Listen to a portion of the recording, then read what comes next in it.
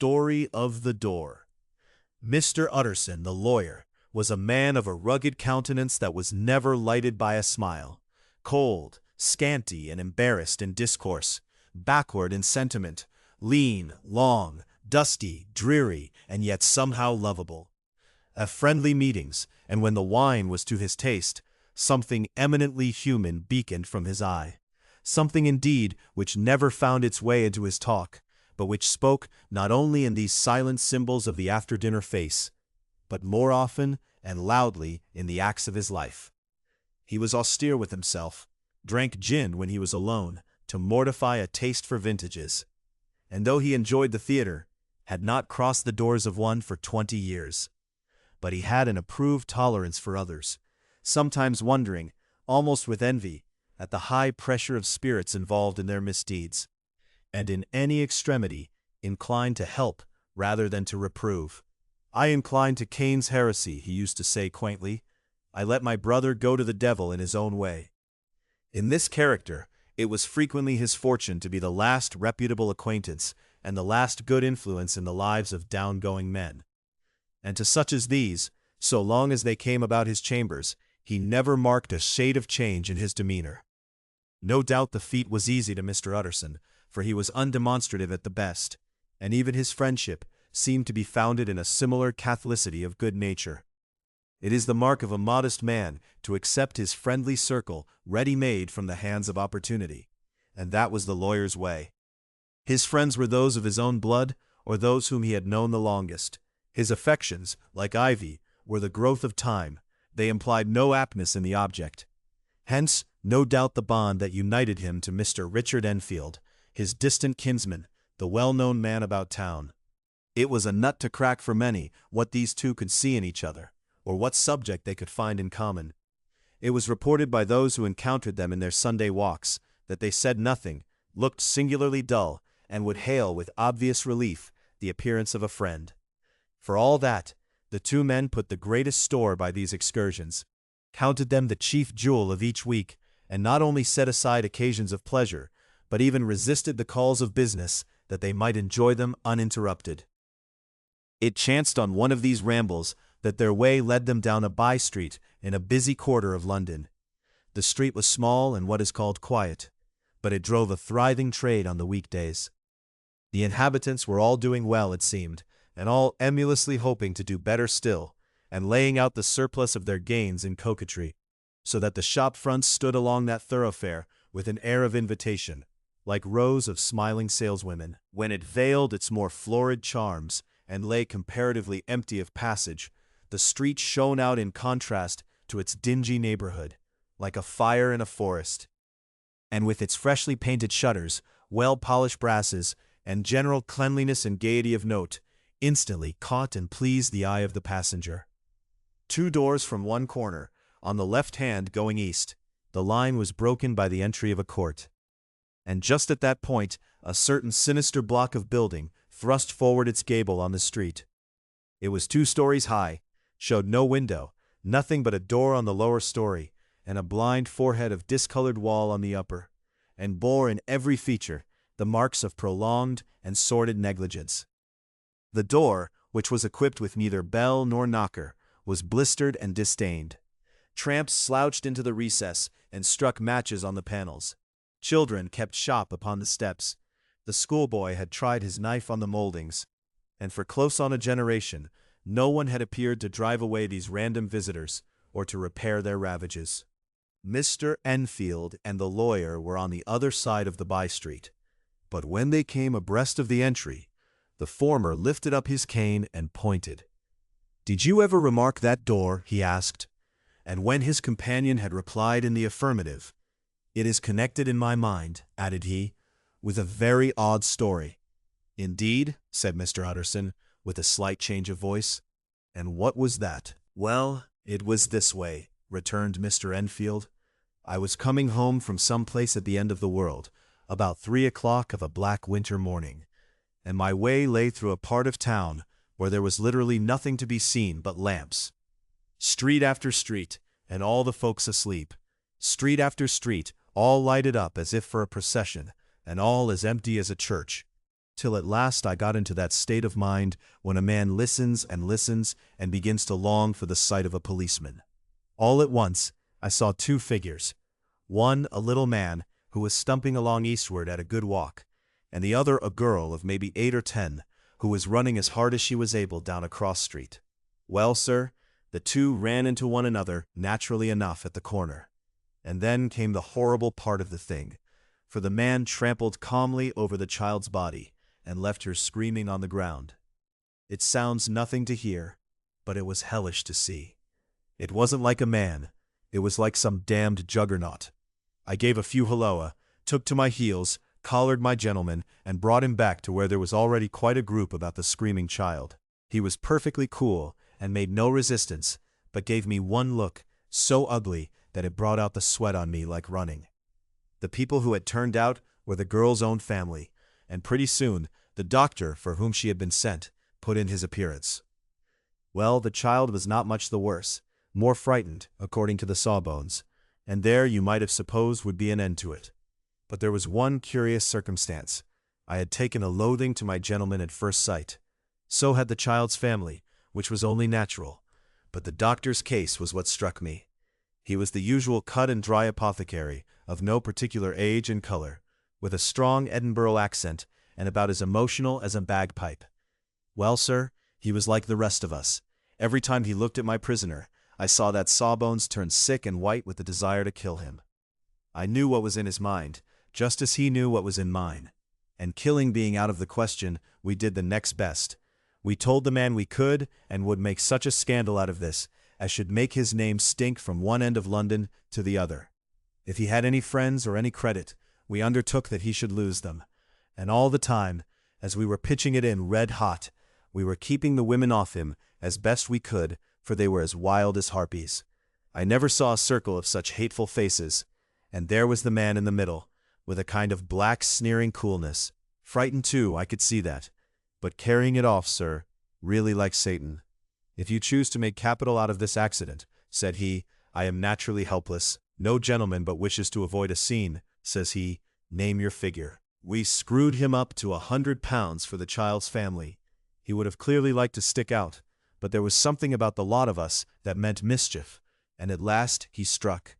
The next thing was to get the money, and where do you think he carried us but to that place with the door?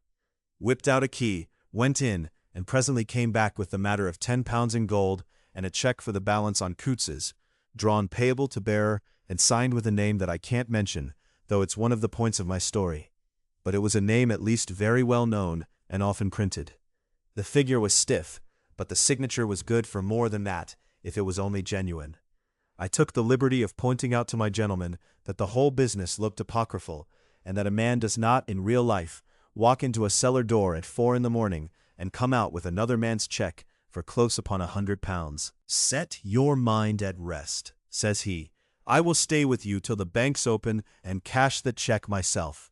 So we all set off, the doctor and the child's father and our friend and myself, and passed the rest of the night in my chambers. And next day, when we had breakfasted, went in a body to the bank. I gave in the check myself, and said I had every reason to believe it was a forgery. Not a bit of it. The check was genuine. Tut tut, said Mr. Utterson. I see you feel as I do, said Mr. Enfield.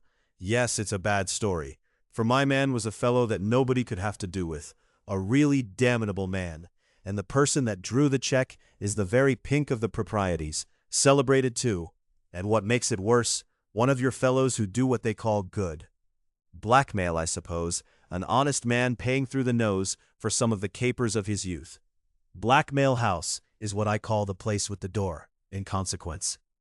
Though even that, you know, is far from explaining all, he added, and with the words fell into a vein of musing.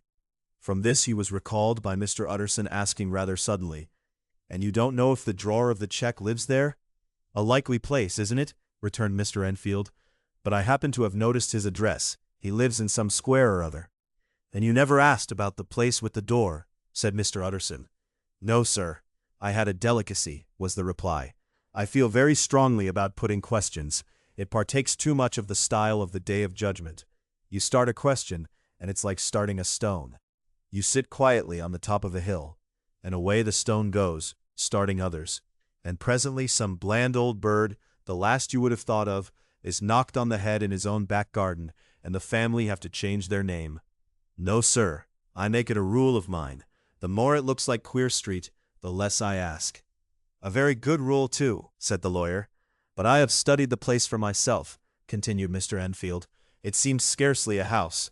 There is no other door, and nobody goes in or out of that one, but once in a great while, the gentleman of my adventure. There are 3 windows looking on the court on the first floor, none below. The windows are always shut, but they're clean. And then there is a chimney, which is generally smoking, so somebody must live there. And yet it's not so sure, for the buildings are so packed together about the court that it's hard to say where one ends and another begins. The pair walked on again for a while in silence, and then Enfield, said Mr. Utterson, that's a good rule of yours. Yes, I think it is, returned Enfield. But for all that, continued the lawyer, there's one point I want to ask. I want to ask the name of that man who walked over the child. Well, said Mr. Enfield, I can't see what harm it would do. It was a man of the name of Hyde. Utterson, what sort of a man is he to see? He is not easy to describe. There is something wrong with his appearance, something displeasing, something downright detestable. I never saw a man I so disliked, and yet I scarce know why. He must be deformed somewhere. He gives a strong feeling of deformity, although I couldn't specify the point. He's an extraordinary-looking man, and yet I really can name nothing out of the way. No, sir, I can make no hand of it. I can't describe him, and it's not want of memory, for I declare I can see him this moment. Mr. Utterson again walked some way in silence, and obviously under a weight of consideration. You are sure he used a key? He inquired at last. My dear sir, began Enfield, surprised out of himself. Yes, I know, said Utterson. I know it must seem strange. The fact is, if I do not ask you the name of the other party, it is because I know it already. You see, Richard, your tale has gone home. If you have been inexact at any point, you had better correct it. I think you might have warned me, returned the other with a touch of sullenness, but I have been pedantically exact, as you call it. The fellow had a key, and what's more, he has it still. I saw him use it not a week ago. Mr. Utterson sighed deeply, but said never a word, and the young man presently resumed. Here is another lesson to say nothing, said he. I am ashamed of my long tongue. Let us make a bargain never to refer to this again. With all my heart, said the lawyer. I shake hands on that, Richard. Search for Mr. Hyde. That evening Mr. Utterson came home to his bachelor house in somber spirits, and sat down to dinner without relish. It was his custom of a Sunday, when this meal was over, to sit close by the fire, a volume of some dry divinity on his reading desk, until the clock of the neighboring church rang out the hour of 12, when he would go soberly and gratefully to bed. On this night, however, as soon as the cloth was taken away, he took up a candle and went into his business room. There he opened his safe, took from the most private part of it a document endorsed on the envelope as Dr. Jekyll's will, and sat down with a clouded brow to study its contents. The will was holograph, for Mr. Utterson, though he took charge of it, now that it was made, had refused to lend the least assistance in the making of it. It provided not only that, in case of the decease of Henry Jekyll, M.D., D.C.L., LL.D., F.R.S., etc., all his possessions were to pass into the hands of his friend and benefactor Edward Hyde, but that in case of Dr. Jekyll's disappearance or unexplained absence for any period exceeding 3 calendar months, the said Edward Hyde should step into the said Henry Jekyll's shoes without further delay, and free from any burthen or obligation beyond the payment of a few small sums to the members of the doctor's household. This document had long been the lawyer's eyesore. It offended him both as a lawyer and as a lover of the sane and customary sides of life, to whom the fanciful was the immodest, and hitherto it was his ignorance of Mr. Hyde that had swelled his indignation. Now, by a sudden turn, it was his knowledge. It was already bad enough when the name was but a name of which he could learn no more. It was worse when it began to be clothed upon with detestable attributes, and out of the shifting, insubstantial mists that had so long baffled his eye, there leaped up the sudden definite presentment of a fiend. "I thought it was madness," he said, as he replaced the obnoxious paper in the safe, "and now I begin to fear it is disgrace." With that he blew out his candle, put on a greatcoat, and set forth in the direction of Cavendish Square, that citadel of medicine where his friend, the great Dr. Lanyon, had his house, and received his crowding patients. If anyone knows, it will be Lanyon, he had thought. The solemn butler knew and welcomed him. He was subjected to no stage of delay, but ushered direct from the door to the dining room, where Dr. Lanyon sat alone over his wine. This was a hearty, healthy, dapper, red-faced gentleman, with a shock of hair prematurely white, and a boisterous and decided manner. At sight of Mr. Utterson, he sprang up from his chair and welcomed him with both hands. The geniality, as was the way of the man, was somewhat theatrical to the eye, but it reposed on genuine feeling. For these two were old friends, old mates both at school and college, both thorough respecters of themselves and of each other, and what does not always follow, men who thoroughly enjoyed each other's company. After a little rambling talk, the lawyer led up to the subject which so disagreeably preoccupied his mind. "I suppose, Lanyon," said he, "you and I must be the two oldest friends that Henry Jekyll has?" "I wish the friends were younger," chuckled Dr. Lanyon, "but I suppose we are, and what of that?" "Indeed?" said Utterson. "I thought you had a bond of common interest." "We had," was the reply, "but it is more than 10 years since Henry Jekyll became too fanciful for me. He began to go wrong in mind, and though of course I continue to take an interest in him for old sake's sake, as they say, I see and I have seen devilish little of the man." "Such unscientific balderdash," added the doctor, flushing suddenly purple, "would have estranged Damon and Pythias." This little spirit of temper was somewhat of a relief to Mr. Utterson. They have only differed on some point of science, he thought, and being a man of no scientific passions, except in the matter of conveyancing, he even added, "It is nothing worse than that." He gave his friend a few seconds to recover his composure, and then approached the question he had come to put. "Did you ever come across a protégé of his, one Hyde?" he asked. "Hyde?" repeated Lanyon. "No, never heard of him, since my time."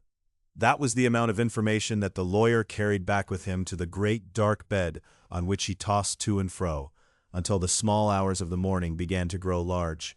It was a night of little ease to his toiling mind, toiling in mere darkness, and besieged by questions.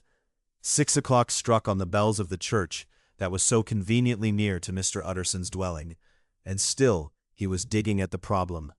Hitherto it had touched him on the intellectual side alone, but now his imagination also was engaged, or rather enslaved, and as he lay and tossed in the gross darkness of the night and the curtained room, Mr. Enfield's tale went by before his mind in a scroll of lighted pictures.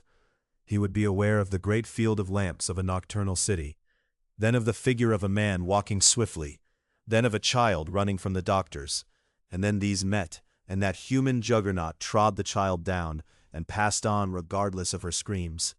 Or else he would see a room in a rich house where his friend lay asleep, dreaming and smiling at his dreams, and then the door of that room would be opened, the curtains of the bed plucked apart, the sleeper recalled, and lo, there would stand by his side a figure to whom power was given, and even at that dead hour he must rise and do its bidding. The figure in these two phases haunted the lawyer all night, and if at any time he dozed over, it was but to see it glide more stealthily through sleeping houses, or move the more swiftly, and still the more swiftly, even to dizziness, through wider labyrinths of lamplighted city, and at every street corner crush a child and leave her screaming. And still the figure had no face by which he might know it. Even in his dreams it had no face, or one that baffled him and melted before his eyes. And thus it was that there sprang up and grew apace in the lawyer's mind a singularly strong, almost an inordinate curiosity to behold the features of the real Mr. Hyde. If he could but once set eyes on him, he thought the mystery would lighten, and perhaps roll altogether away, as was the habit of mysterious things when well examined. He might see a reason for his friend's strange preference, or bondage, call it which you please, and even for the startling clause of the will. At least it would be a face worth seeing, the face of a man who was without bowels of mercy, a face which had but to show itself, to raise up, in the mind of the unimpressionable Enfield, a spirit of enduring hatred. From that time forward, Mr. Utterson began to haunt the door in the by-street of shops, in the morning before office hours, at noon when business was plenty and time scarce, at night under the face of the fog city moon, by all lights and at all hours of solitude or concourse, the lawyer was to be found on his chosen post. If he be Mr. Hyde, he had thought, I shall be Mr. Seek. And at last his patience was rewarded. It was a fine, dry night, frost in the air, the streets as clean as a ballroom floor, the lamps, unshaken by any wind, drawing a regular pattern of light and shadow. By 10 o'clock, when the shops were closed, the by-street was very solitary, and in spite of the low growl of London from all round, very silent. Small sounds carried far. Domestic sounds out of the houses were clearly audible on either side of the roadway, and the rumor of the approach of any passenger preceded him by a long time. Mr. Utterson had been some minutes at his post, when he was aware of an odd light footstep drawing near. In the course of his nightly patrols, he had long grown accustomed to the quaint effect with which the footfalls of a single person, while he is still a great way off, suddenly spring out distinct from the vast hum and clatter of the city. Yet his attention had never before been so sharply and decisively arrested, and it was with a strong, superstitious prevision of success that he withdrew into the entry of the court. The steps drew swiftly nearer, and swelled out suddenly louder as they turned the end of the street. The lawyer, looking forth from the entry, could soon see what manner of man he had to deal with. He was small and very plainly dressed, and the look of him, even at that distance, went somehow strongly against the watcher's inclination. But he made straight for the door, crossing the roadway to save time, and as he came, he drew a key from his pocket like one approaching home. Mr. Utterson stepped out and touched him on the shoulder as he passed. "Mr. Hyde, I think?" Mr. Hyde shrank back with a hissing intake of the breath. But his fear was only momentary, and though he did not look the lawyer in the face, he answered coolly enough, "That is my name. What do you want?" "I see you are going in," returned the lawyer. "I am an old friend of Dr. Jekyll's, Mr. Utterson of God Street. You must have heard of my name, and meeting you so conveniently, I thought you might admit me." "You will not find Dr. Jekyll, he is from home," replied Mr. Hyde, blowing in the key, and then suddenly, but still without looking up, "How did you know me?" he asked. "On your side," said Mr. Utterson. "Will you do me a favor?" "With pleasure," replied the other. "What shall it be?" "Will you let me see your face?" asked the lawyer. Mr. Hyde appeared to hesitate, and then, as if upon some sudden reflection, fronted about with an air of defiance, and the pair stared at each other pretty fixedly for a few seconds. "Now I shall know you again," said Mr. Utterson. "It may be useful." "Yes," returned Mr. Hyde, "it is as well we have met, and apropos, you should have my address," and he gave a number of a street in Soho. Good God, thought Mr. Utterson, can he too have been thinking of the will? But he kept his feelings to himself, and only grunted in acknowledgment of the address. "And now," said the other, "how did you know me?" "By description," was the reply. "Whose description?" "We have common friends," said Mr. Utterson. "Common friends," echoed Mr. Hyde, a little hoarsely. "Who are they?" "Jekyll, for instance," said the lawyer. "He never told you," cried Mr. Hyde, with a flush of anger. "I did not think you would have lied." "Come," said Mr. Utterson, "that is not fitting language." The other snarled aloud into a savage laugh, and the next moment, with extraordinary quickness, he had unlocked the door and disappeared into the house. The lawyer stood a while, when Mr. Hyde had left him, the picture of disquietude. Then he began slowly to mount the street, pausing every step or two and putting his hand to his brow like a man in mental perplexity. The problem he was thus debating as he walked was one of a class that is rarely solved. Mr. Hyde was pale and dwarfish. He gave an impression of deformity without any nameable malformation. He had a displeasing smile. He had borne himself to the lawyer with a sort of murderous mixture of timidity and boldness, and he spoke with a husky, whispering in somewhat broken voice. All these were points against him, but not all of these together could explain the hitherto unknown disgust, loathing, and fear with which Mr. Utterson regarded him. "There must be something else," said the perplexed gentleman. "There is something more, if I could find a name for it. God bless me, the man seems hardly human. Something troglodytic, shall we say? Or can it be the old story of Dr. Fell? Or is it the mere radiance of a foul soul that thus transpires through, and transfigures its clay continent? The last, I think. For oh, my poor old Harry Jekyll, if ever I read Satan's signature upon a face, it is on that of your new friend." Round the corner from the by-street, there was a square of ancient, handsome houses, now for the most part decayed from their high estate, and let in flats and chambers to all sorts and conditions of men: map engravers, architects, shady lawyers, and the agents of obscure enterprises. One house, however, second from the corner, was still occupied entire, and at the door of this, which wore a great air of wealth and comfort, though it was now plunged in darkness, except for the fanlight, Mr. Utterson stopped and knocked. A well-dressed elderly servant opened the door. "Is Dr. Jekyll at home, Poole?" asked the lawyer. "I will see Mr. Utterson," said Poole, admitting the visitor, as he spoke into a large, low-roofed, comfortable hall paved with flags, warmed after the fashion of a country house by a bright open fire, and furnished with costly cabinets of oak. "Will you wait here by the fire, sir, or shall I give you a light in the dining-room?" "Here, thank you," said the lawyer, and he drew near and leaned on the tall fender. This hall, in which he was now left alone, was a pet fancy of his friend the doctor's, and Utterson himself was wont to speak of it as the pleasantest room in London. But tonight there was a shudder in his blood. The face of Hyde sat heavy on his memory. He felt, what was rare with him, a nausea and distaste of life, and in the gloom of his spirits he seemed to read a menace in the flickering of the firelight on the polished cabinets and the uneasy starting of the shadow on the roof. He was ashamed of his relief when Poole presently returned to announce that Dr. Jekyll was gone out. "I saw Mr. Hyde go in by the old dissecting-room, Poole," he said. "Is that right, when Dr. Jekyll is from home?" "Quite right, Mr. Utterson, sir," replied the servant. "Mr. Hyde has a key." "Your master seems to repose a great deal of trust in that young man, Poole," resumed the other musingly. "Yes, sir, he does indeed," said Poole. "We have all orders to obey him." "I do not think I ever met Mr. Hyde," asked Utterson. "Oh, dear no, sir, he never dines here," replied the butler. "Indeed, we see very little of him on this side of the house. He mostly comes and goes by the laboratory." "Well, good night, Poole." And the lawyer set out homeward with a very heavy heart. "Poor Harry Jekyll," he thought. "My mind misgives me he is in deep waters. He was wild when he was young, a long while ago to be sure, but in the law of God there is no statute of limitations.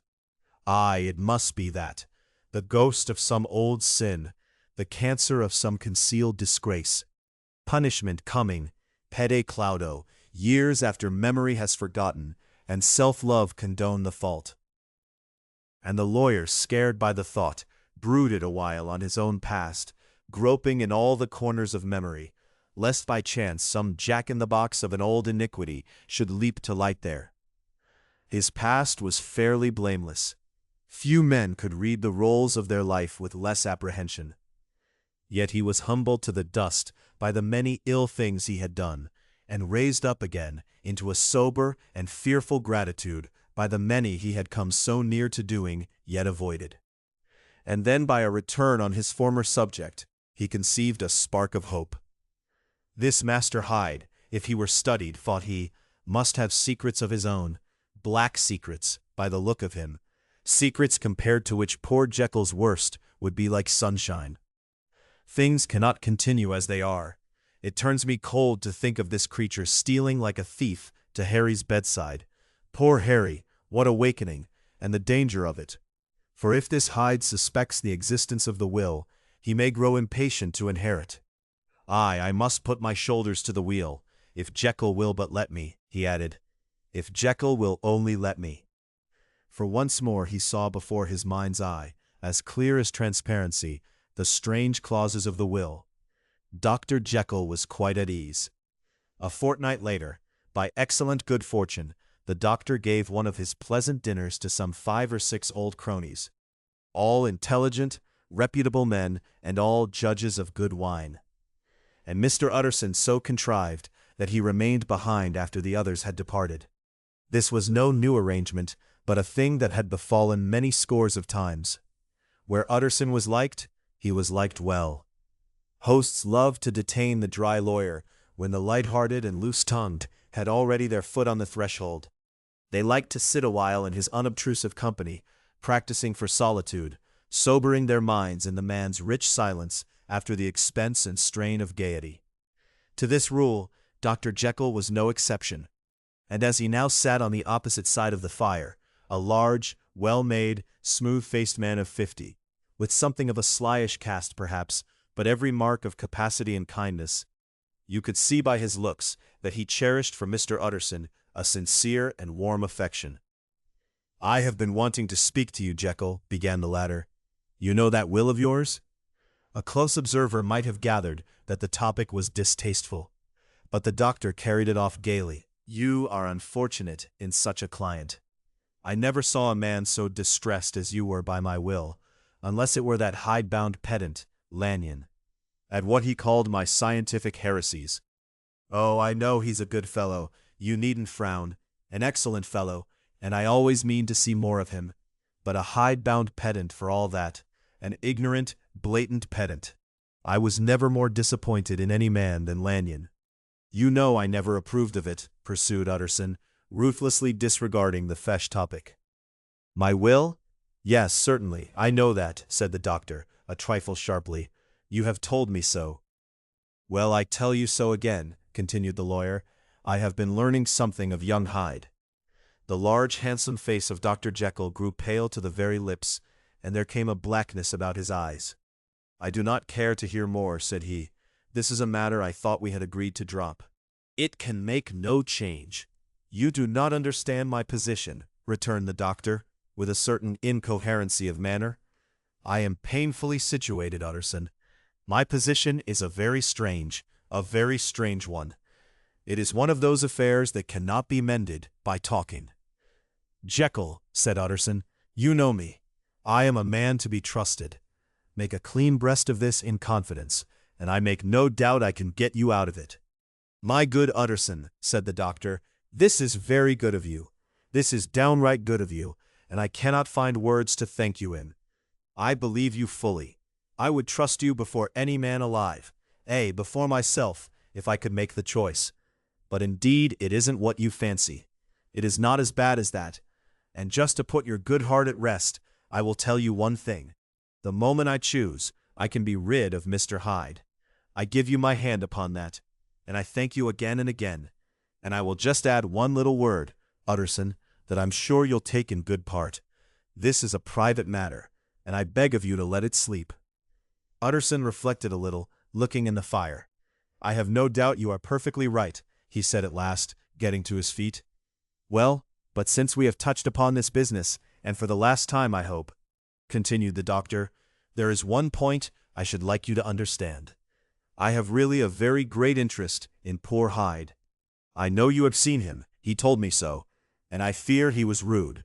But I do sincerely take a very great interest in that young man, and if I am taken away, Utterson, I wish you to promise me that you will bear with him and get his rights for him.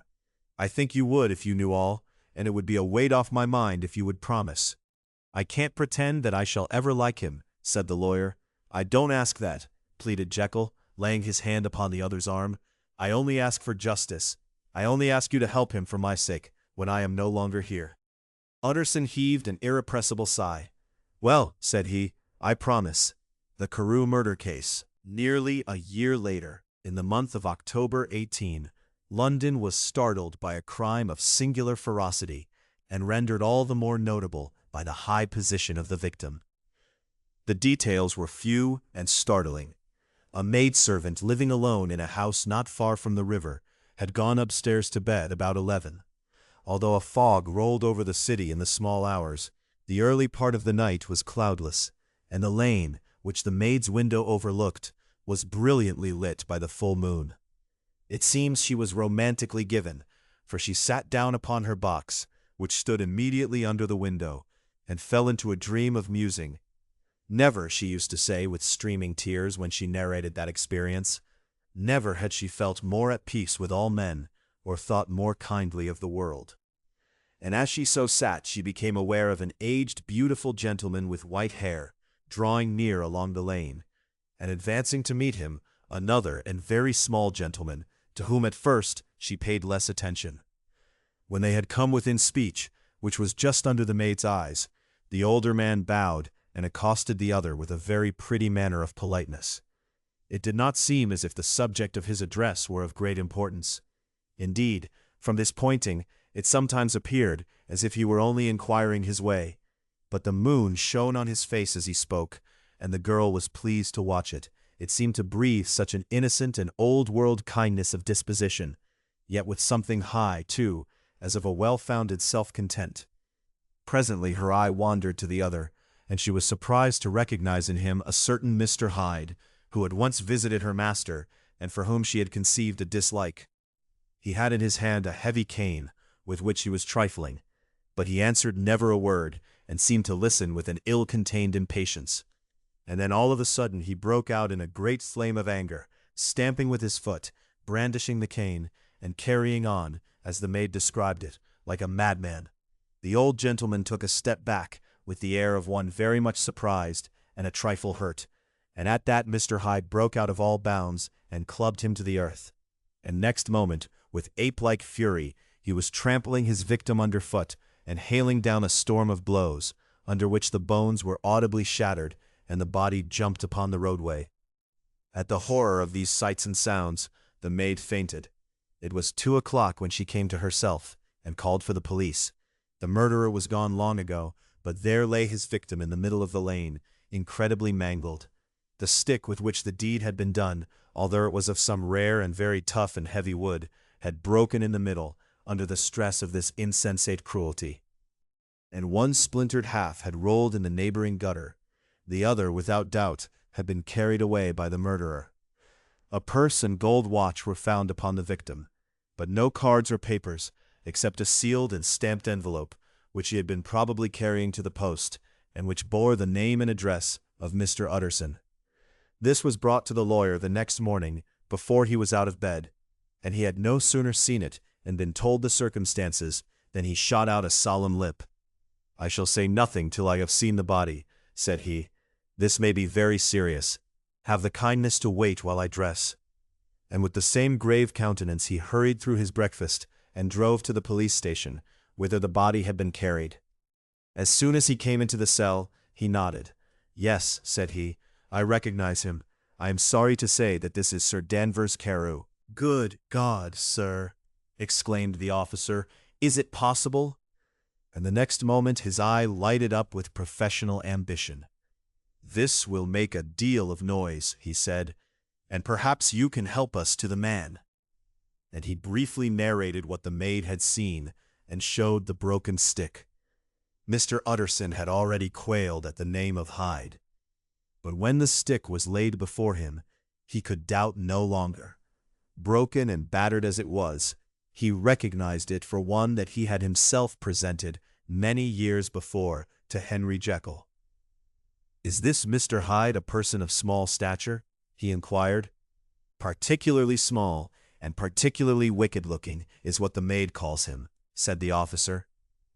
Mr. Utterson reflected, and then, raising his head, "If you will come with me in my cab," he said, "I think I can take you to his house."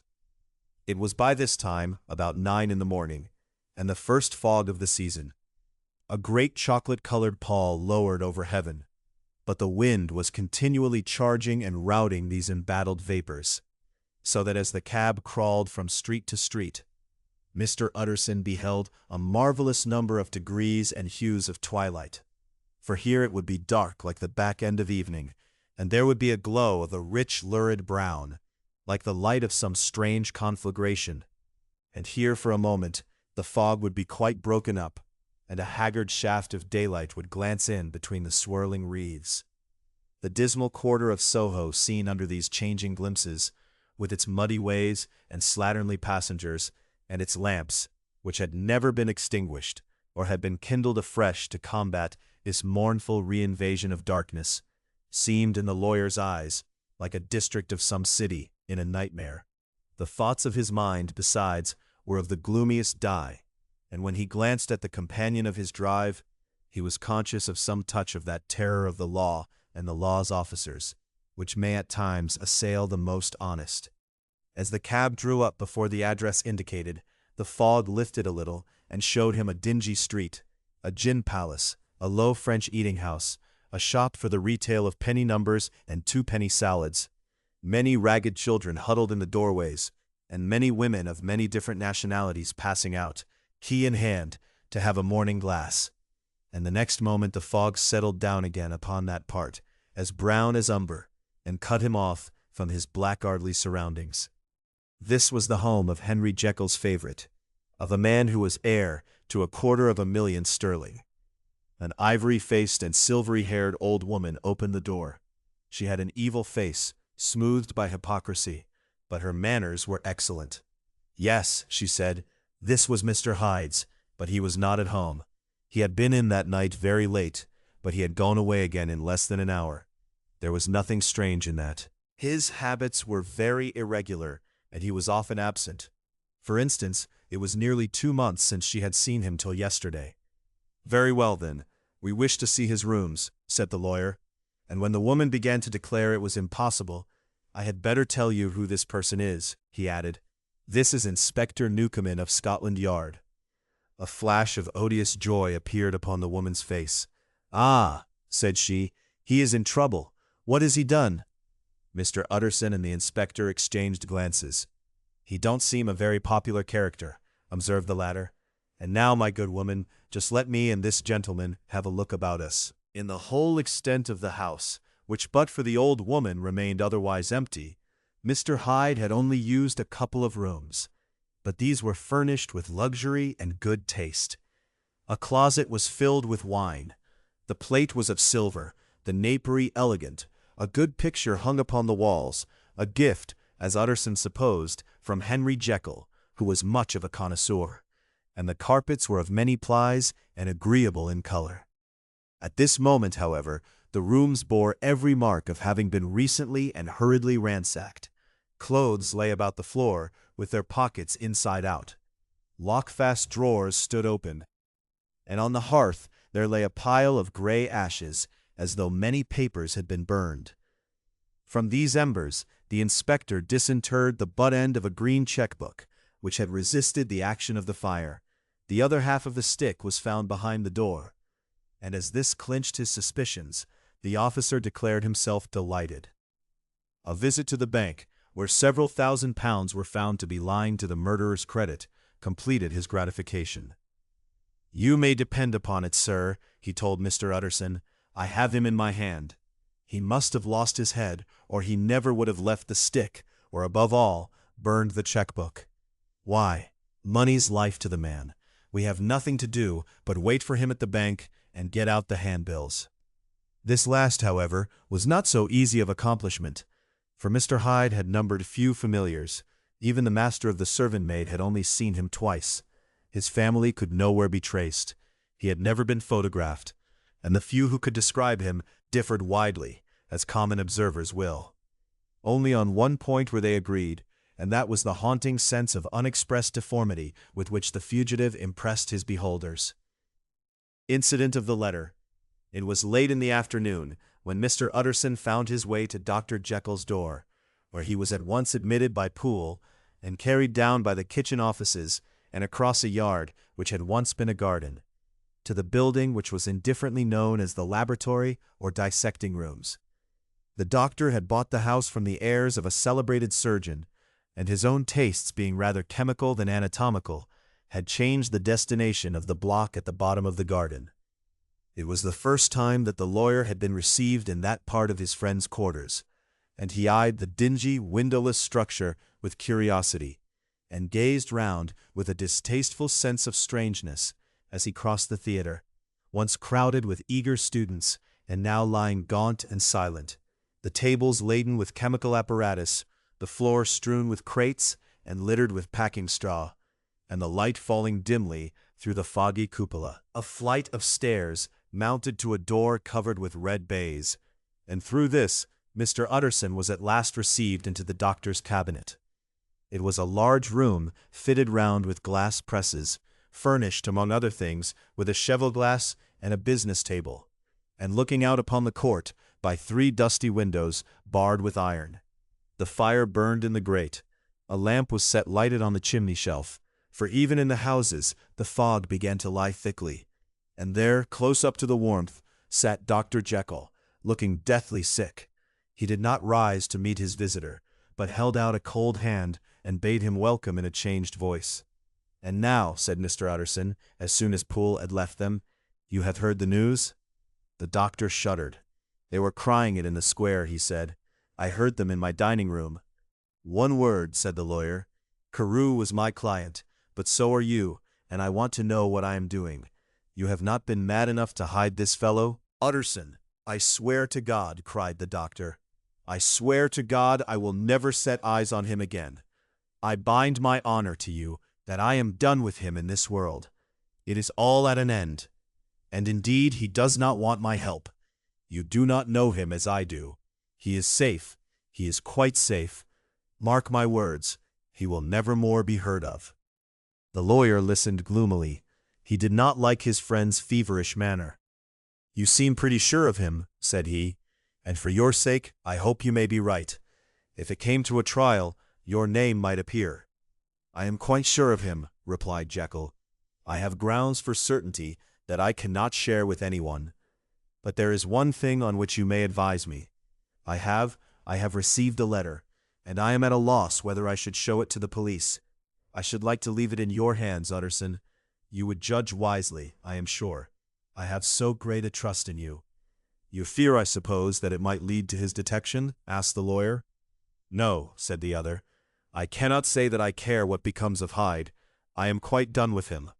I was thinking of my own character, which this hateful business has rather exposed."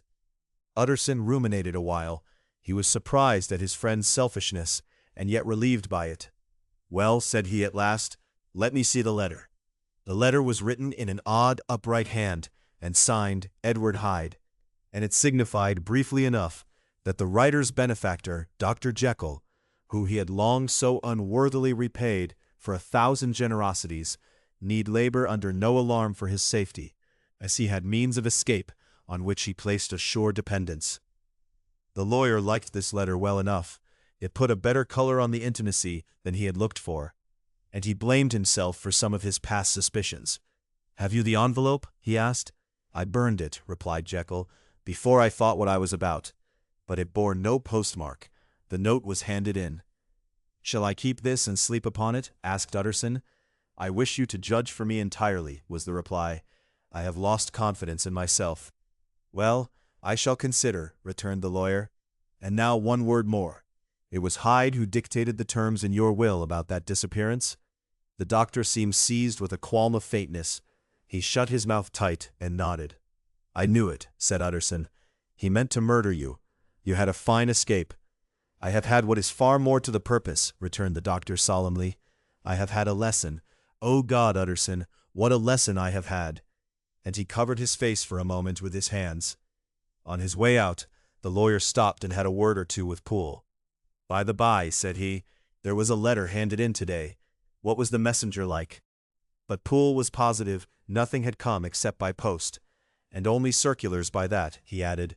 This news sent off the visitor with his fears renewed. Plainly, the letter had come by the laboratory door.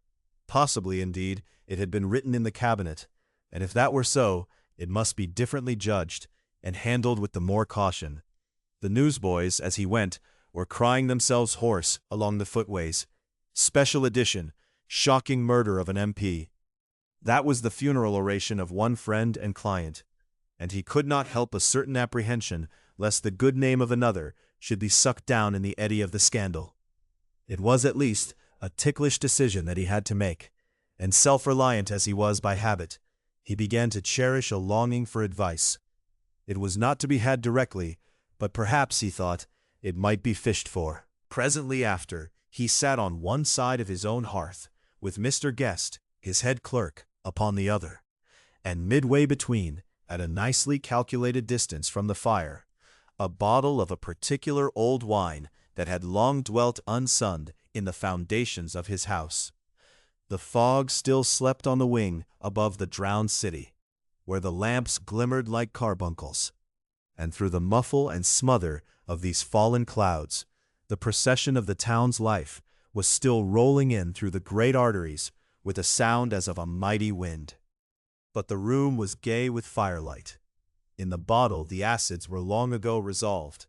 The imperial dye had softened with time, as the color grows richer in stained windows, and the glow of hot autumn afternoons on hillside vineyards was ready to be set free and to disperse the fogs of London. Insensibly the lawyer melted. There was no man from whom he kept fewer secrets than Mr. Guest, and he was not always sure that he kept as many as he meant. Guest had often been on business to the doctors. He knew Poole. He could scarce have failed to hear of Mr. Hyde's familiarity about the house. He might draw conclusions. Was it not as well, then, that he should see a letter which put that mystery to right? And above all, since Guest, being a great student and critic of handwriting, would consider the step natural and obliging. The clerk, besides, was a man of counsel. He could scarce read so strange a document without dropping a remark, and by that remark Mr. Utterson might shape his future course. "This is a sad business about Sir Danvers," he said. "Yes, sir, indeed. It has elicited a great deal of public feeling," returned Guest. "The man, of course, was mad." "I should like to hear your views on that," replied Utterson. "I have a document here in his handwriting. It is between ourselves, for I scarce know what to do about it. It is an ugly business at the best. But there it is, quite in your way, a murderer's autograph." Guest's eyes brightened, and he sat down at once and studied it with passion. "No, sir," he said, "not mad, but it is an odd hand." "And by all accounts a very odd writer," added the lawyer. Just then the servant entered with a note. "Is that from Dr. Jekyll, sir?" inquired the clerk. "I thought I knew the writing. Anything private, Mr. Utterson?" "Only an invitation to dinner." "Why? Do you want to see it?" "One moment. I thank you, sir." And the clerk laid the 2 sheets of paper alongside, and sedulously compared their contents.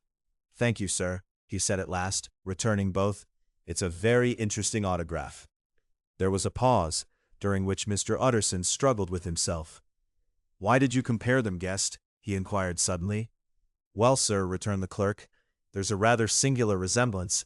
The 2 hands are in many points identical, only differently sloped." "Rather quaint," said Utterson. "Rather quaint," returned Guest. "I wouldn't speak of this note, you know," said the master. "No, sir," said the clerk. "I understand." But no sooner was Mr. Utterson alone that night than he locked the note into his safe, where it reposed from that time forward. "What?" he thought. "Henry Jekyll forged for a murderer," and his blood ran cold in his veins. Incident of Dr. Lanyon. Time ran on. Thousands of pounds were offered in reward, for the death of Sir Danvers was resented as a public injury. But Mr. Hyde had disappeared out of the ken of the police as though he had never existed. Much of his past was unearthed, indeed, and all disreputable. Tales came out of the man's cruelty, at once so callous and violent, of his vile life, of his strange associates, of the hatred that seemed to have surrounded his career. But of his present whereabouts, not a whisper. From the time he had left the house in Soho on the morning of the murder, he was simply blotted out. And gradually, as time drew on, Mr. Utterson began to recover from the hotness of his alarm, and to grow more at quiet with himself. The death of Sir Danvers was, to his way of thinking, more than paid for by the disappearance of Mr. Hyde. Now that that evil influence had been withdrawn, a new life began for Dr. Jekyll. He came out of this seclusion, renewed relations with his friends, became once more their familiar guest and entertainer, and whilst he had always been known for charities, he was now no less distinguished for religion. He was busy, he was much in the open air, he did good, his face seemed to open and brighten as if with an inward consciousness of service, and for more than 2 months the doctor was at peace. On the 8th of January, Utterson had dined at the doctor's with a small party. Lanyon had been there, and the face of the host had looked from one to the other, as in the old days when the trio were inseparable friends. On the 12th, and again on the 14th, the door was shut against the lawyer. The doctor was confined to the house, Poole said, and saw no one. On the 15th, he tried again, and was again refused, and having now been used for the last 2 months to see his friend almost daily, he found this return of solitude to weigh upon his spirits. The 5th night he had in guests to dine with him, and the 6th he betook himself to Dr. Lanyon's. There at least he was not denied admittance, but when he came in, he was shocked at the change which had taken place in the doctor's appearance. He had his death warrant written legibly upon his face. The rosy man had grown pale, his flesh had fallen away, he was visibly balder and older, and yet it was not so much these tokens of a swift physical decay that arrested the lawyer's notice, as a look in the eye and quality of manner that seemed to testify to some deep-seated terror of the mind. It was unlikely that the doctor should fear death, and yet that was what Utterson was tempted to suspect. Yes, he thought, he is a doctor, he must know his own state, and that his days are counted, and the knowledge is more than he can bear. And yet when Utterson remarked on his ill looks, it was with an air of great firmness that Lanyon declared himself a doomed man. He said, "And I shall never recover. It is a question of weeks." "Well, life has been pleasant. I liked it. Yes, sir, I used to like it. I sometimes think if we knew all, we should be more glad to get away." "Jekyll is ill too," observed Utterson. "Have you seen him?" But Lanyon's face changed, and he held up a trembling hand. "I wish to see or hear no more of Dr. Jekyll," he said in a loud, unsteady voice. "I am quite done with that person, and I beg that you will spare me any allusion to one whom I regard as dead." "Tut, tut," said Mr. Utterson, and then after a considerable pause, "Can't I do anything?" he inquired. "We are 3 very old friends, Lanyon. We shall not live to make others." "Nothing can be done," returned Lanyon. "Ask himself. He will not see me." "I am not surprised at that," was the reply. "Some day, Utterson, after I am dead, you may perhaps come to learn the right and wrong of this. I cannot tell you. And in the meantime, if you can sit and talk with me of other things, for God's sake, stay and do so. But if you cannot keep clear of this accursed topic, then in God's name go, for I cannot bear it." As soon as he got home, Utterson sat down and wrote to Jekyll, complaining of his exclusion from the house and asking the cause of this unhappy break with Lanyon. And the next day brought him a long answer, often very pathetically worded, and sometimes darkly mysterious in drift. The quarrel with Lanyon was incurable. "I do not blame our old friend," Jekyll wrote, "but I share his view that we must never meet. I mean from henceforth to lead a life of extreme seclusion. You must not be surprised, nor must you doubt my friendship, if my door is often shut even to you. You must suffer me to go my own dark way. I have brought on myself a punishment and a danger that I cannot name. If I am the chief of sinners, I am the chief of sufferers also. I could not think that this earth contained a place for sufferings and terrors so unmanning. And you can do but one thing, Utterson, to lighten this destiny, and that is to respect my silence." Utterson was amazed. The dark influence of Hyde had been withdrawn. The doctor had returned to his old tasks and amities. A week ago, the prospect had smiled with every promise of a cheerful and an honored age. And now, in a moment, friendship and peace of mind and the whole tenor of his life were wrecked. So great and unprepared a change pointed to madness. But in view of Lanyon's manner and words, there must lie for it some deeper ground. A week afterwards, Dr. Lanyon took to his bed, and in something less than a fortnight he was dead. The night after the funeral, at which he had been sadly affected, Utterson locked the door of his business room, and sitting there by the light of a melancholy candle, drew out and set before him an envelope addressed by the hand and sealed with the seal of his dead friend. "Private, for the hands of G. J. Utterson alone, and in case of his predecease, to be destroyed unread, so it was emphatically superscribed, and the lawyer dreaded to behold the contents. "I have buried one friend today," he thought. "What if this should cost me another?" And then he condemned the fear as a disloyalty, and broke the seal. Within there was another enclosure, likewise sealed, and marked upon the cover as "not to be opened till the death or disappearance of Dr. Henry Jekyll." Utterson could not trust his eyes. Yes, it was disappearance. Here again, as in the mad will which he had long ago restored to its author, here again were the idea of a disappearance and the name of Henry Jekyll bracketed. That idea had sprung from the sinister suggestion of the man Hyde. It was set there with a purpose all too plain and horrible. Written by the hand of Lanyon, what should it mean? A great curiosity came on the trustee, to disregard the prohibition and dive at once to the bottom of these mysteries.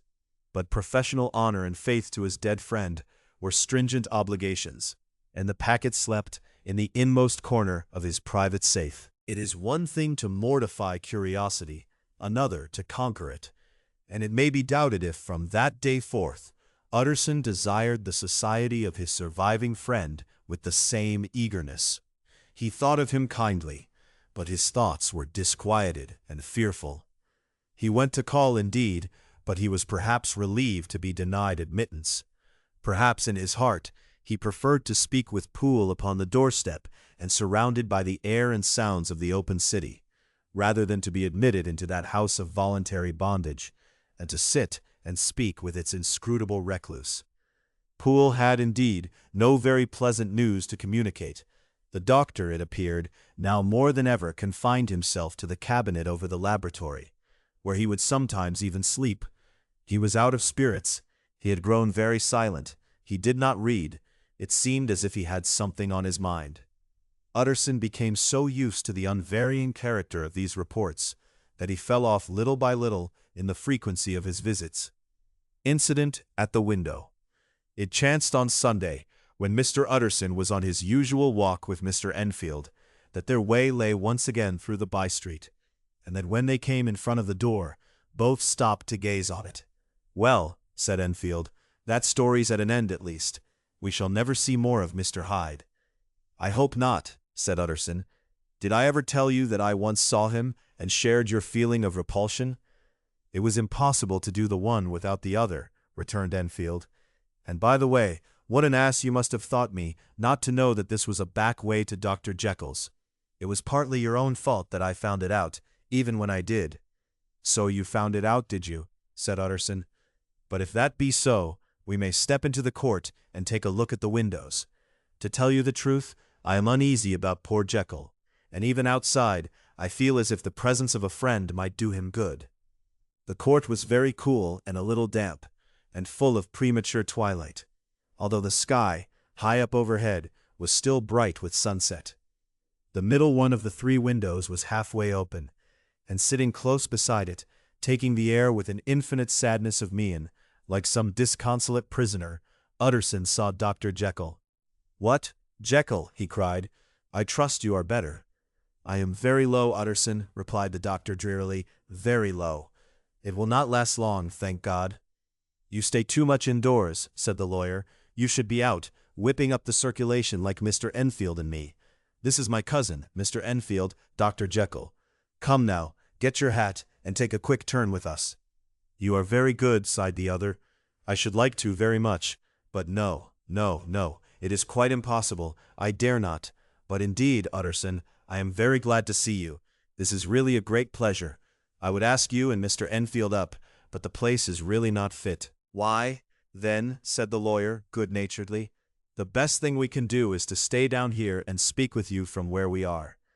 "That is just what I was about to venture to propose," returned the doctor with a smile. But the words were hardly uttered before the smile was struck out of his face, and succeeded by an expression of such abject terror and despair as froze the very blood of the two gentlemen below. They saw it but for a glimpse, for the window was instantly thrust down, but that glimpse had been sufficient, and they turned and left the court without a word. In silence, too, they traversed the by-street, and it was not until they had come into a neighboring thoroughfare, where even upon a Sunday there were still some stirrings of life, Then Mr. Utterson at last turned and looked at his companion. They were both pale, and there was an answering horror in their eyes. "God forgive us! God forgive us!" said Mr. Utterson. But Mr. Enfield only nodded his head very seriously, and walked on once more in silence. Mr. Utterson was sitting by his fireside one evening after dinner, when he was surprised to receive a visit from Poole. "Bless me, Poole, what brings you here?" he cried. And then, taking a second look at him, "What ails you?" he added. "Is the doctor ill?" "Mr. Utterson," said the man, "there is something wrong." "Take a seat, and here is a glass of wine for you," said the lawyer. "Now, take your time, and tell me plainly what you want." "You know the doctor's ways, sir," replied Poole, "and how he shuts himself up. Well, he's shut up again in the cabinet, and I don't like it, sir. I wish I may die if I like it. Mr. Utterson, sir, I'm afraid." "Now, my good man," said the lawyer, "be explicit. What are you afraid of?" "I've been afraid for about a week," returned Poole, doggedly disregarding the question, "and I can bear it no more." The man's appearance amply bore out his words. His manner was altered for the worse, and except for the moment when he had first announced his terror, he had not once looked the lawyer in the face. Even now, he sat with the glass of wine untasted on his knee, and his eyes directed to a corner of the floor. "I can bear it no more," he repeated. "Come," said the lawyer, "I see you have some good reason, Poole. I see there is something seriously amiss. Try to tell me what it is." "I think there's been foul play," said Poole, hoarsely. "Foul play!" cried the lawyer, a good deal frightened and rather inclined to be irritated in consequence. "What foul play? What does the man mean?" "I daren't say, sir," was the answer, "but will you come along with me and see for yourself?" Mr. Utterson's only answer was to rise and get his hat and greatcoat, but he observed with wonder the greatness of the relief that appeared upon the butler's face, and perhaps with no less, that the wine was still untasted when he set it down to follow. It was a wild, cold, seasonable night of March, with a pale moon, lying on her back as though the wind had tilted her, and flying rack of the most diaphanous and lawny texture. The wind made talking difficult, and flecked the blood into the face. It seemed to have swept the streets unusually bare of passengers, besides, for Mr. Utterson thought he had never seen that part of London so deserted. He could have wished it otherwise. Never in his life had he been conscious of so sharp a wish to see and touch his fellow creatures. For struggle as he might, there was borne in upon his mind a crushing anticipation of calamity. The square, when they got there, was full of wind and dust, and the thin trees in the garden were lashing themselves along the railing. Poole, who had kept all the way a pace or two ahead, now pulled up in the middle of the pavement, and in spite of the biting weather, took off his hat and mopped his brow with a red pocket-handkerchief. These were not the dews of exertion that he wiped away, but the moisture of some strangling anguish, for his face was white, and his voice, when he spoke, harsh and broken. "Well, sir," he said, "here we are, and God grant there be nothing wrong." "Amen, Poole," said the lawyer. Thereupon the servant knocked in a very guarded manner. The door was opened on the chain, and a voice asked from within, "Is that you, Poole?" "It's all right," said Poole. "Open the door." The hall, when they entered it, was brightly lighted up. The fire was built high, and about the hearth the whole of the servants, men and women, stood huddled together like a flock of sheep. At the sight of Mr. Utterson, the housemaid broke into hysterical whimpering, and the cook, crying out, "Bless God, it's Mr. Utterson," ran forward as if to take him in her arms. What, are you all here?" said the lawyer peevishly. "Very irregular, very unseemly. Your master would be far from pleased." Blank silence followed, no one protesting. Only the maid lifted her voice, and now wept loudly. "Hold your tongue," Poole said to her, with a ferocity of accent that testified to his own jangled nerves.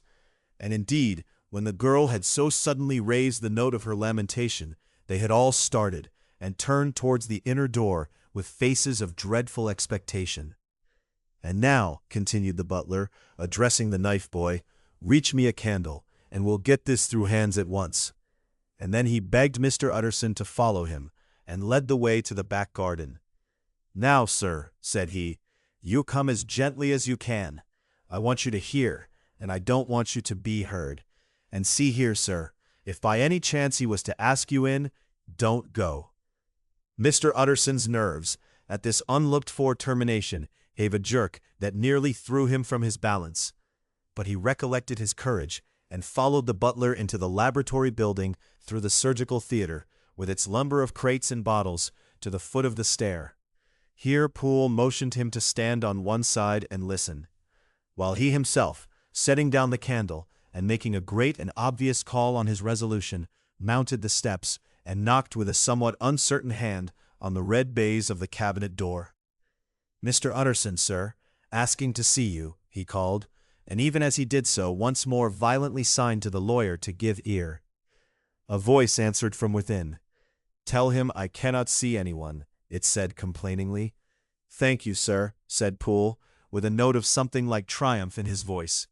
And taking up his candle, he led Mr. Utterson back across the yard and into the great kitchen, where the fire was out and the beetles were leaping on the floor. "Sir," he said, looking Mr. Utterson in the eyes, "was that my master's voice?" "It seems much changed," replied the lawyer, very pale, but giving look for look. "Changed? Well, yes, I think so," said the butler. "Have I been 20 years in this man's house to be deceived about his voice? No, sir. Master's made away with. He was made away with 8 days ago, when we heard him cry out upon the name of God. And who's in there instead of him, and why it stays there, is a thing that cries to heaven, Mr. Utterson. This is a very strange tale, Poole. This is rather a wild tale, my man," said Mr. Utterson, biting his finger. "Suppose it were as you suppose. Supposing Dr. Jekyll to have been, well, murdered, what could induce the murderer to stay? That won't hold water. It doesn't commend itself to reason." "Well, Mr. Utterson, you are a hard man to satisfy, but I'll do it yet," said Poole. "All this last week, you must know, him or it, whatever it is that lives in that cabinet, has been crying night and day for some sort of medicine, and cannot get it to his mind. It was sometimes his way, that is, to write his orders on a sheet of paper and throw it on the stair. We've had nothing else this week back, nothing but papers and a closed door, and the very meals left there to be smuggled in when nobody was looking. Well, sir, every day, aye, and twice and thrice in the same day, there have been orders and complaints, and I have been sent flying to all the wholesale chemists in town. Every time I brought the stuff back, there would be another paper telling me to return it, because it was not pure, and another order to a different firm. This drug is wanted bitter bad, sir, whatever for." "Have you any of these papers?" asked Mr. Utterson. Poole felt in his pocket and handed out a crumpled note, which the lawyer, bending nearer to the candle, carefully examined. Its contents ran thus: "Dr. Jekyll presents his compliments to Messrs. Maw. He assures them that their last sample is impure and quite useless for his present purpose. In the year 18HO, Dr. J purchased a somewhat large quantity from Messrs. M. He now begs them to search with most sedulous care, and should any of the same quality be left, forward it to him at once. Expense is no consideration. The importance of this to Dr. J can hardly be exaggerated." So far the letter had run composedly enough, but here with a sudden splutter of the pen the writer's emotion had broken loose. "For God's sake," he added, "find me some of the old." "This is a strange note," said Mr. Utterson, and then sharply, "How do you come to have it open?" "The man at Maw's was main angry, sir, and he threw it back to me like so much dirt," returned Poole. "This is unquestionably the doctor's hand, do you know?" resumed the lawyer. "I thought it looked like it," said the servant rather sulkily, and then, with another voice, "But what matters hand of right," he said. "I've seen him." "Seen him?" repeated Mr. Utterson. "Well, that's it," said Poole. "It was this way. I came suddenly into the theater from the garden. It seems he had slipped out to look for this drug or whatever it is, for the cabinet door was open, and there he was at the far end of the room, digging among the crates. He looked up when I came in, gave a kind of cry, and whipped upstairs into the cabinet. It was but for 1 minute that I saw him, but the hair stood upon my head like quills. Sir, if that was my master, why had he a mask upon his face? If it was my master, why did he cry out like a rat and run from me? I have served him long enough." And then the man paused and passed his hand over his face. "These are all very strange circumstances," said Mr. Utterson, "but I think I begin to see daylight. Your master, Poole, is plainly seized with one of those maladies that both torture and deform the sufferer. Hence, for aught I know, the alteration of his voice, hence the mask and the avoidance of his friends. Hence his eagerness to find this drug, by means of which the poor soul retains some hope of ultimate recovery. God grant that he be not deceived. There is my explanation. It is sad enough, Poole, aye, and appalling to consider, but it is plain and natural, hangs well together, and delivers us from all exorbitant alarms. Sir, said the butler, turning to a sort of mottled pallor, that thing was not my master, and there's the truth. My master, here he looked round him and began to whisper, is a tall, fine build of a man, and this was more of a dwarf. Utterson attempted to protest. Oh, sir, cried Poole, do you think I do not know my master after 20 years? Do you think I do not know where his head comes to in the cabinet door, where I saw him every morning of my life? No, sir, that thing in the mask was never Dr. Jekyll. God knows what it was, but it was never Dr. Jekyll, and it is the belief of my heart that there was murder done. Poole, replied the lawyer, if you say that, it will become my duty to make certain. Much as I desire to spare your master's feelings, much as I am puzzled by this note, which seems to prove him to be still alive, I shall consider it my duty to break in that door. Ah, Mr. Utterson, that's talking, cried the butler. And now comes the second question, resumed Utterson. Who is going to do it? Why, you and me, sir, was the undaunted reply. That's very well said, returned the lawyer, and whatever comes of it, I shall make it my business to see you are no loser. There is an axe in the theater, continued Poole, and you might take the kitchen poker for yourself. The lawyer took that rude but weighty instrument into his hand, and balanced it. Do you know, Poole, he said, looking up, that you and I are about to place ourselves in a position of some peril? You may say so, sir, indeed, returned the butler. It is well, then, that we should be frank, said the other. We both think more than we have said. Let us make a clean breast. This masked figure that you saw, did you recognize it? Well, sir, it went so quick, and the creature was so doubled up, that I could hardly swear to that, was the answer. But if you mean was it Mr. Hyde? Why, yes, I think it was. You see, it was much of the same bigness, and it had the same quick, light way with it. And then who else could have got in by the laboratory door? You have not forgot, sir, that at the time of the murder he had still the key with him. But that's not all.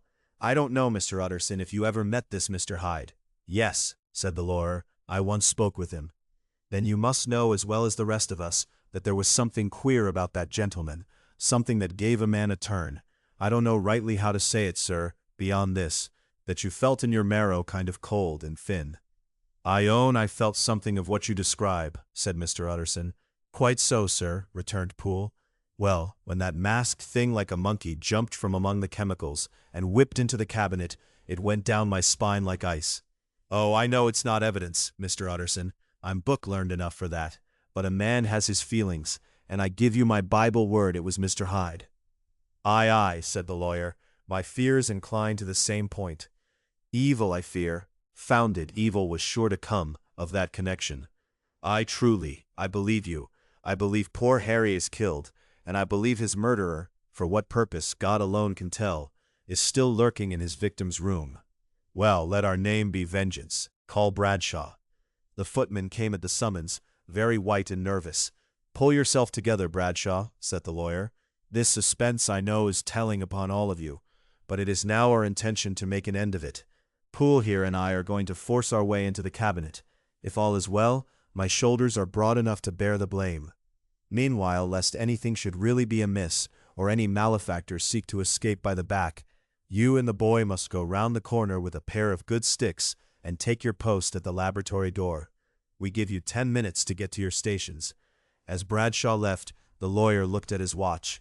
And now, Poole, let us get to ours, he said, and taking the poker under his arm, led the way into the yard.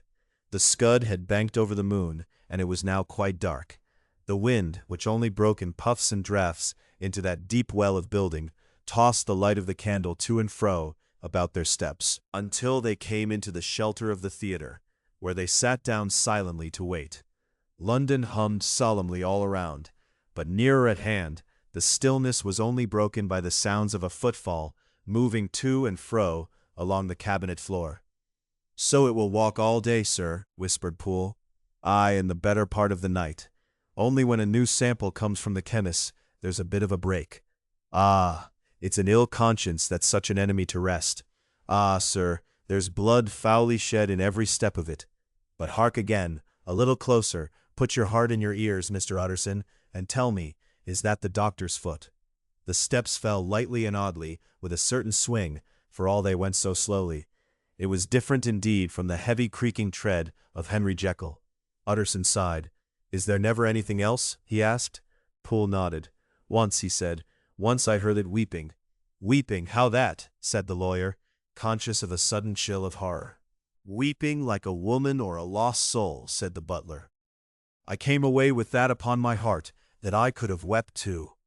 But now the 10 minutes drew to an end. Poole disinterred the axe from under a stack of packing straw. The candle was set upon the nearest table to light them to the attack, and they drew near with bated breath to where that patient foot was still going up and down in the quiet of the night. Jekyll, cried Utterson with a loud voice, I demand to see you. He paused a moment, but there came no reply. I give you fair warning. Our suspicions are aroused, and I must and shall see you, he resumed. If not by fair means, then by foul. If not of your consent, then by brute force. Utterson, said the voice, for God's sake have mercy. Ah, that's not Jekyll's voice. It's Hyde's, cried Utterson. Down with the door, Poole. Poole swung the axe over his shoulder. The blow shook the building, and the red baize door leaped against the lock and hinges. A dismal screech, as of mere animal terror, rang from the cabinet. Up went the axe again, and again the panels crashed and the frame bounded. 4 times the blow fell, but the wood was tough and the fittings were of excellent workmanship, and it was not until the 5th that the lock burst and the wreck of the door fell inwards on the carpet.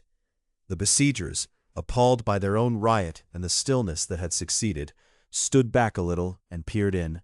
There lay the cabinet before their eyes, in the quiet lamplight, a good fire glowing and chattering on the hearth, the kettle singing its thin strain, a drawer or two open, papers neatly set forth on the business table, and nearer the fire, the things laid out for tea. The quietest room, you would have said, and but for the glazed presses full of chemicals, the most commonplace that night in London. Right in the middle, there lay the body of a man sorely contorted and still twitching. They drew near on tiptoe, turned it on its back, and beheld the face of Edward Hyde. He was dressed in clothes far too large for him, clothes of the doctor's bigness.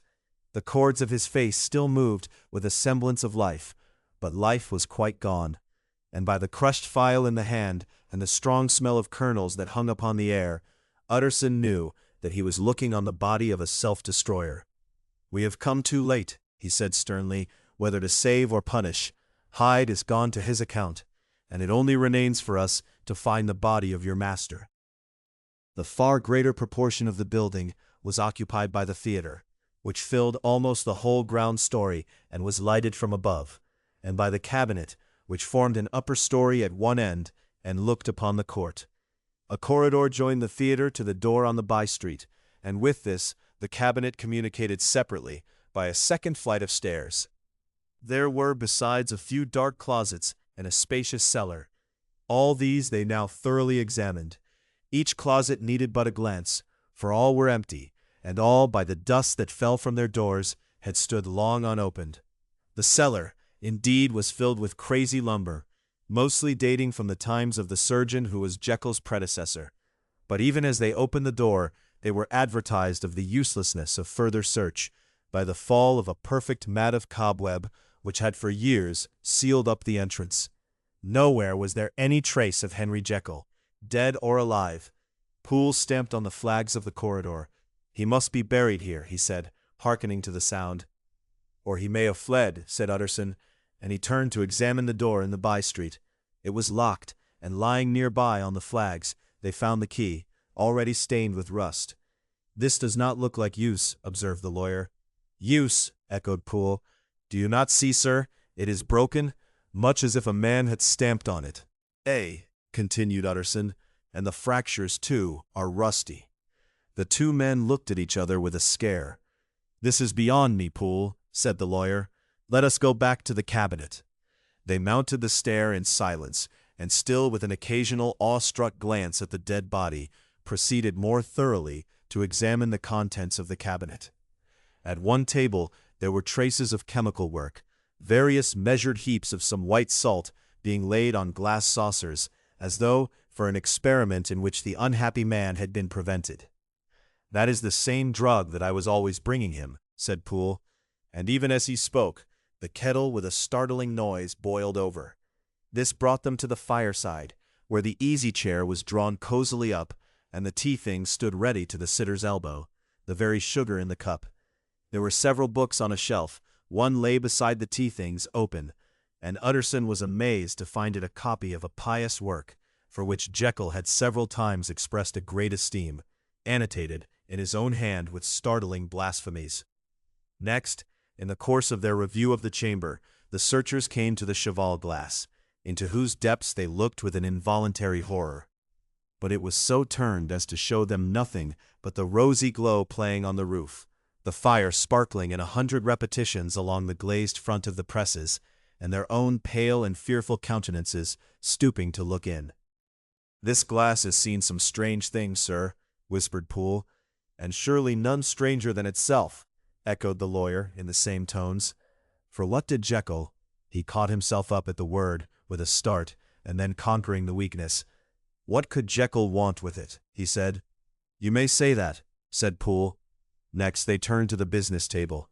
On the desk, among the neat array of papers, a large envelope was uppermost, and bore, in the doctor's hand, the name of Mr. Utterson.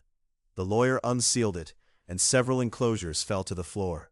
The first was a will, drawn in the same eccentric terms as the one which he had returned 6 months before, to serve as a testament in case of death, and as a deed of gift in case of disappearance. But in place of the name of Edward Hyde, the lawyer, with indescribable amazement, read the name of Gabriel John Utterson. He looked at Poole, and then back at the paper, and last of all at the dead malefactor stretched upon the carpet. "My head goes round," he said. "He has been all these days in possession. He had no cause to like me. He must have raged to see himself displaced, and he has not destroyed this document." He caught up the next paper. It was a brief note in the doctor's hand, and dated at the top. "Oh, Poole," the lawyer cried, "he was alive and here this day. He cannot have been disposed of in so short a space. He must be still alive. He must have fled." And then, why fled, and how, and in that case can we venture to declare this suicide? Oh, we must be careful.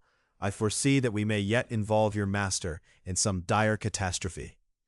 "Why don't you read it, sir?" asked Poole. "Because I fear," replied the lawyer solemnly. "God grant I have no cause for it." And with that he brought the paper to his eyes, and read as follows: "My dear Utterson, when this shall fall into your hands, I shall have disappeared. Under what circumstances, I have not the penetration to foresee. But my instinct, and all the circumstances of my nameless situation, tell me that the end is sure, and must be early. Go then, and first read the narrative which Lanyon warned me he was to place in your hands, and if you care to hear more, turn to the confession of your unworthy and unhappy friend, Henry Jekyll." "There was a third enclosure?" asked Utterson. "Here, sir," said Poole, and gave into his hands a considerable packet, sealed in several places. The lawyer put it in his pocket. "I would say nothing of this paper. If your master has fled or is dead, we may at least save his credit. It is now 10. I must go home and read these documents in quiet, but I shall be back before midnight, when we shall send for the police."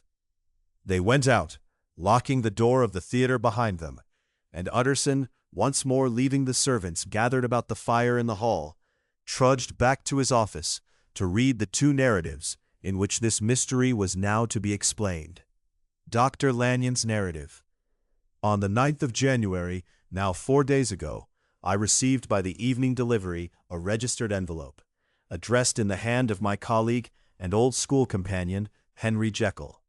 I was a good deal surprised by this, for we were by no means in the habit of correspondence.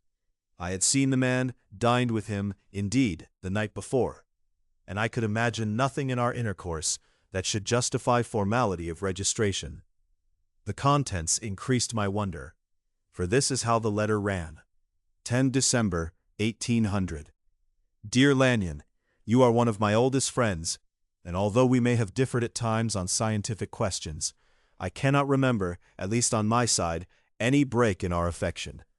There was never a day when if you had said to me, Jekyll, my life, my honor, my reason depend upon you, I would not have sacrificed my left hand to help you. Lanyon, my life, my honor, my reason are all at your mercy. If you fail me tonight, I am lost. You might suppose after this preface that I am going to ask you for something dishonorable to grant. Judge for yourself. I want you to postpone all other engagements for tonight, even if you were summoned to the bedside of an emperor, to take a cab unless your carriage should be actually at the door, and with this letter in your hand for consultation, to drive straight to my house. Poole, my butler, has his orders. You will find him waiting your arrival with a locksmith.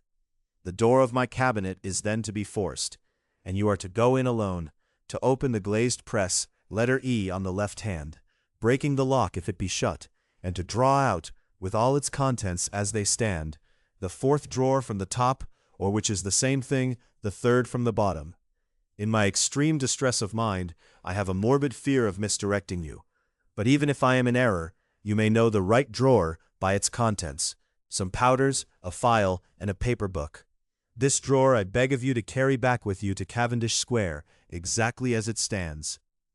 That is the first part of the service. Now for the second. You should be back if you set out at once on the receipt of this, long before midnight. But I will leave you that amount of margin, not only in the fear of one of those obstacles that can neither be prevented nor foreseen, but because an hour when your servants are in bed is to be preferred for what will then remain to do. At midnight, then, I have to ask you to be alone in your consulting room, to admit with your own hand into the house a man who will present himself in my name, and to place in his hands the drawer that you will have brought with you from my cabinet. Then you will have played your part and earned my gratitude completely. 5 minutes afterwards, if you insist upon an explanation, you will have understood that these arrangements are of capital importance, and that by the neglect of one of them, fantastic as they must appear, you might have charged your conscience with my death or the shipwreck of my reason. Confident as I am that you will not trifle with this appeal, my heart sinks and my hand trembles at the bare thought of such a possibility. Think of me at this hour, in a strange place, laboring under a blackness of distress that no fancy can exaggerate, and yet well aware that, if you will but punctually serve me, my troubles will roll away like a story that is told. Serve me, my dear Lanyon, and save your friend. H.J. P.S. I had already sealed this up when a fresh terror struck upon my soul. It is possible that the post office may fail me, and this letter not come into your hands until tomorrow morning. In that case, dear Lanyon, do my errand when it shall be most convenient for you in the course of the day, and once more expect my messenger at midnight. It may then already be too late, and if that night passes without event, you will know that you have seen the last of Henry Jekyll. Upon the reading of this letter, I made sure my colleague was insane, but till that was proved beyond the possibility of doubt, I felt bound to do as he requested. The less I understood of this farrago, the less I was in a position to judge of its importance, and an appeal so worded could not be set aside without a grave responsibility. I rose accordingly from table, got into a hansom, and drove straight to Jekyll's house. The butler was awaiting my arrival. He had received by the same post as mine a registered letter of instruction, and had sent at once for a locksmith and a carpenter. The tradesmen came while we were yet speaking, and we moved in a body to old Dr. Denman's surgical theatre, from which, as you are doubtless aware, Jekyll's private cabinet is most conveniently entered. The door was very strong, the lock excellent. The carpenter avowed he would have great trouble and have to do much damage if force were to be used, and the locksmith was near despair. But this last was a handy fellow, and after 2 hours' work, the door stood open. The press marked E was unlocked, and I took out the drawer, had it filled up with straw and tied in a sheet, and returned with it to Cavendish Square. Here I proceeded to examine its contents. The powders were neatly enough made up, but not with the nicety of the dispensing chemist, so that it was plain they were of Jekyll's private manufacture, and when I opened one of the wrappers, I found what seemed to me a simple crystalline salt of a white color. The phial, to which I next turned my attention, might have been about half full of a blood-red liquor, which was highly pungent to the sense of smell, and seemed to me to contain phosphorus and some volatile ether. At the other ingredients, I could make no guess. The book was an ordinary version book, and contained little but a series of dates. These covered a period of many years, but I observed that the entries ceased nearly a year ago, and quite abruptly. Here and there a brief remark was appended to a date, usually no more than a single word, double, occurring perhaps 6 times in a total of several hundred entries, and once very early in the list, and followed by several marks of exclamation. Total failure. All this, though it whetted my curiosity, told me little that was definite. Here were a phial of some salt, and the record of a series of experiments that had led, like too many of Jekyll's investigations, to no end of practical usefulness. How could the presence of these articles in my house affect either the honor, the sanity, or the life of my flighty colleague? If his messenger could go to one place, why could he not go to another? And even granting some impediment, why was this gentleman to be received by me in secret? The more I reflected, the more convinced I grew that I was dealing with a case of cerebral disease. And though I dismissed my servants to bed, I loaded an old revolver, that I might be found in some posture of self-defense. 12 o'clock had scarce rung out over London, ere the knocker sounded very gently on the door. I went myself at the summons, and found a small man crouching against the pillars of the portico. "Are you come from Dr. Jekyll?" He told me yes by a constrained gesture, and when I had bidden him enter, he did not obey me without a searching backward glance into the darkness of the square. There was a policeman not far off, advancing with his bull's eye open, and at the sight I thought my visitor started and made greater haste. These particulars struck me, I confess, disagreeably, and as I followed him into the bright light of the consulting room, I kept my hand ready on my weapon. Here at last I had a chance of clearly seeing him. I had never set eyes on him before, so much was certain. He was small, as I have said. I was struck besides with the shocking expression of his face, with his remarkable combination of great muscular activity and great apparent debility of constitution, and, last but not least, with the odd subjective disturbance caused by his neighborhood. This bore some resemblance to incipient rigor, and was accompanied by a marked sinking of the pulse. At the time, I set it down to some idiosyncratic, personal distaste, and merely wondered at the acuteness of the symptoms. But I have since had reason to believe the cause to lie much deeper in the nature of man, and to turn on some nobler hinge than the principle of hatred. This person, who had thus, from the first moment of his entrance, struck in me what I can only describe as a disgustful curiosity, was dressed in a fashion that would have made an ordinary person laughable. His clothes, that is to say, although they were of rich and sober fabric, were enormously too large for him in every measurement, the trousers hanging on his legs and rolled up to keep them from the ground, the waist of the coat below his haunches, and the collar sprawling wide upon his shoulders. Strange to relate, this ludicrous accoutrement was far from moving me to laughter. Rather, as there was something abnormal and misbegotten in the very essence of the creature that now faced me, something seizing, surprising, and revolting. This fresh disparity seemed but to fit in with and to reinforce it, so that to my interest in the man's nature and character there was added a curiosity as to his origin, his life, his fortune, and status in the world. These observations, though they'd have taken so great a space to be set down in, were yet the work of a few seconds.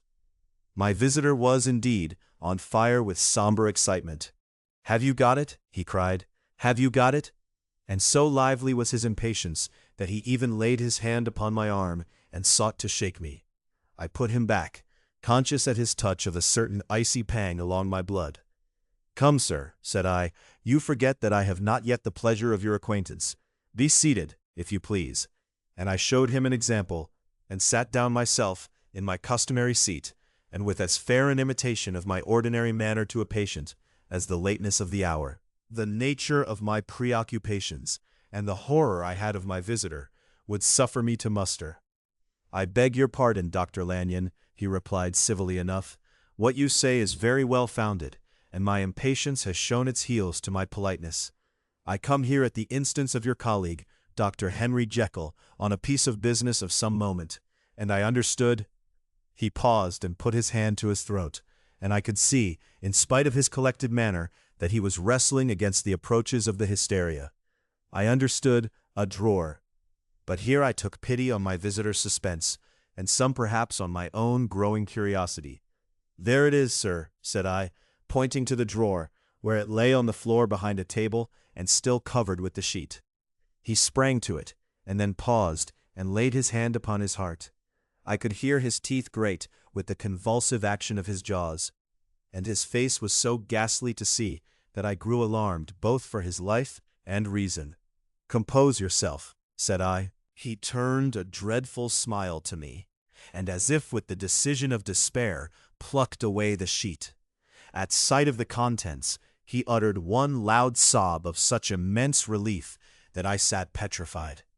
And the next moment, in a voice that was already fairly well under control, "Have you a graduated glass?" he asked. I rose from my place with something of an effort, and gave him what he asked. He thanked me with a smiling nod, measured out a few minims of the red tincture, and added one of the powders. The mixture, which was at first of a reddish hue, began, in proportion as the crystals melted, to brighten in color, to effervesce audibly, and to throw off small fumes of vapor. Suddenly, and at the same moment, the ebullition ceased, and the compound changed to a dark purple, which faded again more slowly to a watery green. My visitor, who had watched these metamorphoses with a keen eye, smiled, set down the glass upon the table, and then turned and looked upon me with an air of scrutiny. "And now," said he, "to settle what remains. Will you be wise? Will you be guided? Will you suffer me to take this glass in my hand, and to go forth from your house without further parley? Or has the greed of curiosity too much command of you? Think before you answer, for it shall be done as you decide. As you decide, you shall be left as you were before, and neither richer nor wiser, unless the sense of service rendered to a man in mortal distress may be counted as a kind of riches of the soul. Or, if you shall so prefer to choose, a new province of knowledge and new avenues to fame and power shall be laid open to you, here, in this room, upon the instant, and your sight shall be blasted by a prodigy to stagger the unbelief of Satan. "Sir," said I, affecting a coolness that I was far from truly possessing, "you speak enigmas, and you will perhaps not wonder that I hear you with no very strong impression of belief. But I have gone too far in the way of inexplicable services to pause before I see the end." "It is well," replied my visitor. "Lanyon, you remember your vows. What follows is under the seal of our profession. And now, you who have so long been bound to the most narrow and material views, you who have denied the virtue of transcendental medicine, you who have derided your superiors, behold." He put the glass to his lips and drank at one gulp. A cry followed. He reeled, staggered, clutched at the table, and held on, staring with injected eyes, gasping with open mouth. And as I looked, there came, I thought, a change. He seemed to swell. His face became suddenly black, and the features seemed to melt and alter. And the next moment, I had sprung to my feet and leaped back against the wall, my arms raised to shield me from that prodigy, my mind submerged in terror. "Oh God!" I screamed, and "Oh God!" again and again. For there before my eyes, pale and shaken, and half fainting, and groping before him with his hands like a man restored from death, there stood Henry Jekyll. What he told me in the next hour, I cannot bring my mind to set on paper. I saw what I saw, I heard what I heard, and my soul sickened at it. And yet now when that sight has faded from my eyes, I ask myself if I believe it, and I cannot answer. My life is shaken to its roots, sleep has left me, the deadliest terror sits by me at all hours of the day and night, and I feel that my days are numbered, and that I must die, and yet I shall die incredulous. As for the moral turpitude that man unveiled to me, even with tears of penitence, I cannot, even in memory, dwell on it without a start of horror. I will say but one thing, Utterson, and that, if you can bring your mind to credit it, will be more than enough.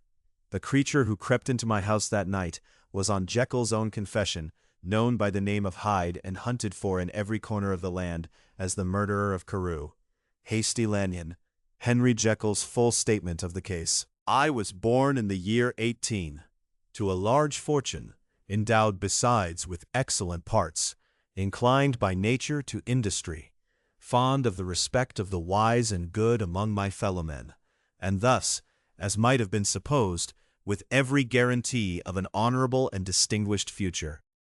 And indeed the worst of my faults was a certain impatient gaiety of disposition, such as has made the happiness of many, but such as I found it hard to reconcile with my imperious desire to carry my head high, and wear a more than commonly grave countenance before the public. Hence it came about that I concealed my pleasures, and that when I reached years of reflection and began to look round me and take stock of my progress and position in the world, I stood already committed to a profound duplicity of life. Many a man would have even blazoned such irregularities as I was guilty of, but from the high views that I had set before me, I regarded and hid them with an almost morbid sense of shame. It was thus rather the exacting nature of my aspirations than any particular degradation in my faults that made me what I was, and with even a deeper trench than in the majority of men, severed in me those provinces of good and ill which divide and compound man's dual nature. In this case, I was driven to reflect deeply and inveterately on that hard law of life which lies at the root of religion and is one of the most plentiful springs of distress. Though so profound a double-dealer, I was in no sense a hypocrite. Both sides of me were in dead earnest. I was no more myself when I laid aside restraint and plunged in shame than when I labored, in the eye of day, at the furtherance of knowledge or the relief of sorrow and suffering. And it chanced that the direction of my scientific studies, which led wholly towards the mystic and the transcendental, reacted and shed a strong light on this consciousness of the perennial war among my members. With every day, and from both sides of my intelligence, the moral and the intellectual, I thus drew steadily nearer to that truth, by whose partial discovery I have been doomed to such a dreadful shipwreck, that man is not truly one, but truly two. I say two because the state of my own knowledge does not pass beyond that point. Others will follow, others will outstrip me on the same lines, and I hazard the guess that man will be ultimately known for a mere polity of multifarious, incongruous, and independent denizens. I, for my part, from the nature of my life, advanced infallibly in one direction, and in one direction only. It was on the moral side, and in my own person, that I learned to recognize the thorough and primitive duality of man.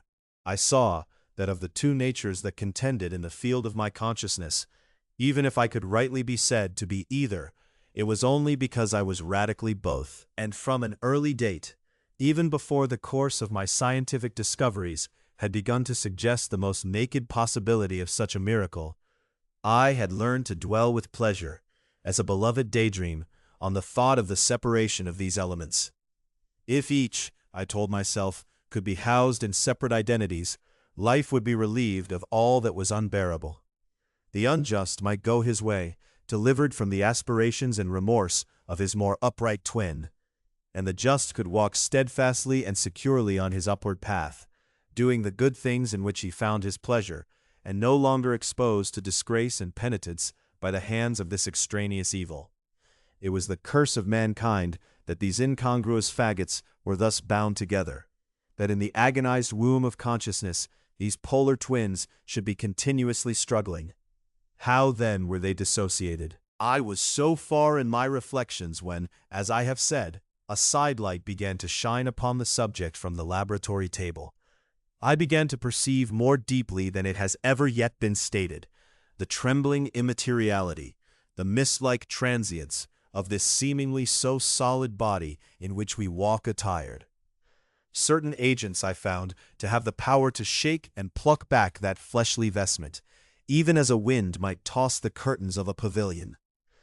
For two good reasons, I will not enter deeply into this scientific branch of my confession. First, because I have been made to learn that the doom and burthen of our life is bound forever on man's shoulders, and when the attempt is made to cast it off, it but returns upon us with more unfamiliar and more awful pressure. Second, because as my narrative will make, alas, too evident, my discoveries were incomplete. Enough, then, that I not only recognized my natural body from the mere aura and effulgence of certain of the powers that made up my spirit, but managed to compound a drug by which these powers should be dethroned from their supremacy, and a second form and countenance substituted, none the less natural to me, because they were the expression and bore the stamp of lower elements in my soul. I hesitated long before I put this theory to the test of practice. I knew well that I risked death, for any drug that so potently controlled and shook the very fortress of identity might, by the least scruple of an overdose or at the least inopportunity in the moment of exhibition, utterly blot out that immaterial tabernacle which I looked to it to change. But the temptation of a discovery so singular and profound at last overcame the suggestions of alarm. I had long since prepared my tincture. I purchased at once, from a firm of wholesale chemists, a large quantity of a particular salt, which I knew, from my experiments, to be the last ingredient required. And late one accursed night, I compounded the elements, watched them boil and smoke together in the glass, and when the ebullition had subsided, with a strong glow of courage, drank off the potion. The most racking pangs succeeded, a grinding in the bones, deadly nausea, and a horror of the spirit that cannot be exceeded at the hour of birth or death. Then these agonies began swiftly to subside, and I came to myself as if out of a great sickness. There was something strange in my sensations, something indescribably new, and from its very novelty, incredibly sweet. I felt younger, lighter, happier in body. Within I was conscious of a heady recklessness, a current of disordered sensual images running like a mill race in my fancy. A solution of the bonds of obligation, an unknown but not an innocent freedom of the soul. I knew myself, at the first breath of this new life, to be more wicked, tenfold more wicked, sold a slave to my original evil. And the thought, in that moment, braced and delighted me like wine. I stretched out my hands, exulting in the freshness of these sensations, and in the act I was suddenly aware that I had lost in stature. There was no mirror at that date in my room. That which stands beside me as I write was brought there later on and for the very purpose of these transformations. The night, however, was far gone into the morning. The morning, black as it was nearly ripe for the conception of the day. The inmates of my house were locked in the most rigorous hours of slumber, and I determined, flushed as I was with hope and triumph, to venture in my new shape as far as to my bedroom. I crossed the yard, wherein the constellations looked down upon me. I could have thought, with wonder, the first creature of that sort that their unsleeping vigilance had yet disclosed to them. I stole through the corridors, a stranger in my own house, and coming to my room, I saw for the first time the appearance of Edward Hyde. I must here speak by theory alone, saying not that which I know, but that which I suppose to be most probable. The evil side of my nature, to which I had now transferred the stamping efficacy, was less robust and less developed than the good which I had just deposed. Again, in the course of my life, which had been after all 9/10 a life of effort, virtue, and control, it had been much less exercised and much less exhausted. And hence, as I think, it came about that Edward Hyde was so much smaller, slighter, and younger than Henry Jekyll. Even as good shone upon the countenance of the one, evil was written broadly and plainly on the face of the other. Evil, besides, which I must still believe to be the lethal side of man, had left on that body an imprint of deformity and decay. And yet when I looked upon that ugly idol in the glass, I was conscious of no repugnance, rather of a leap of welcome. This, too, was myself.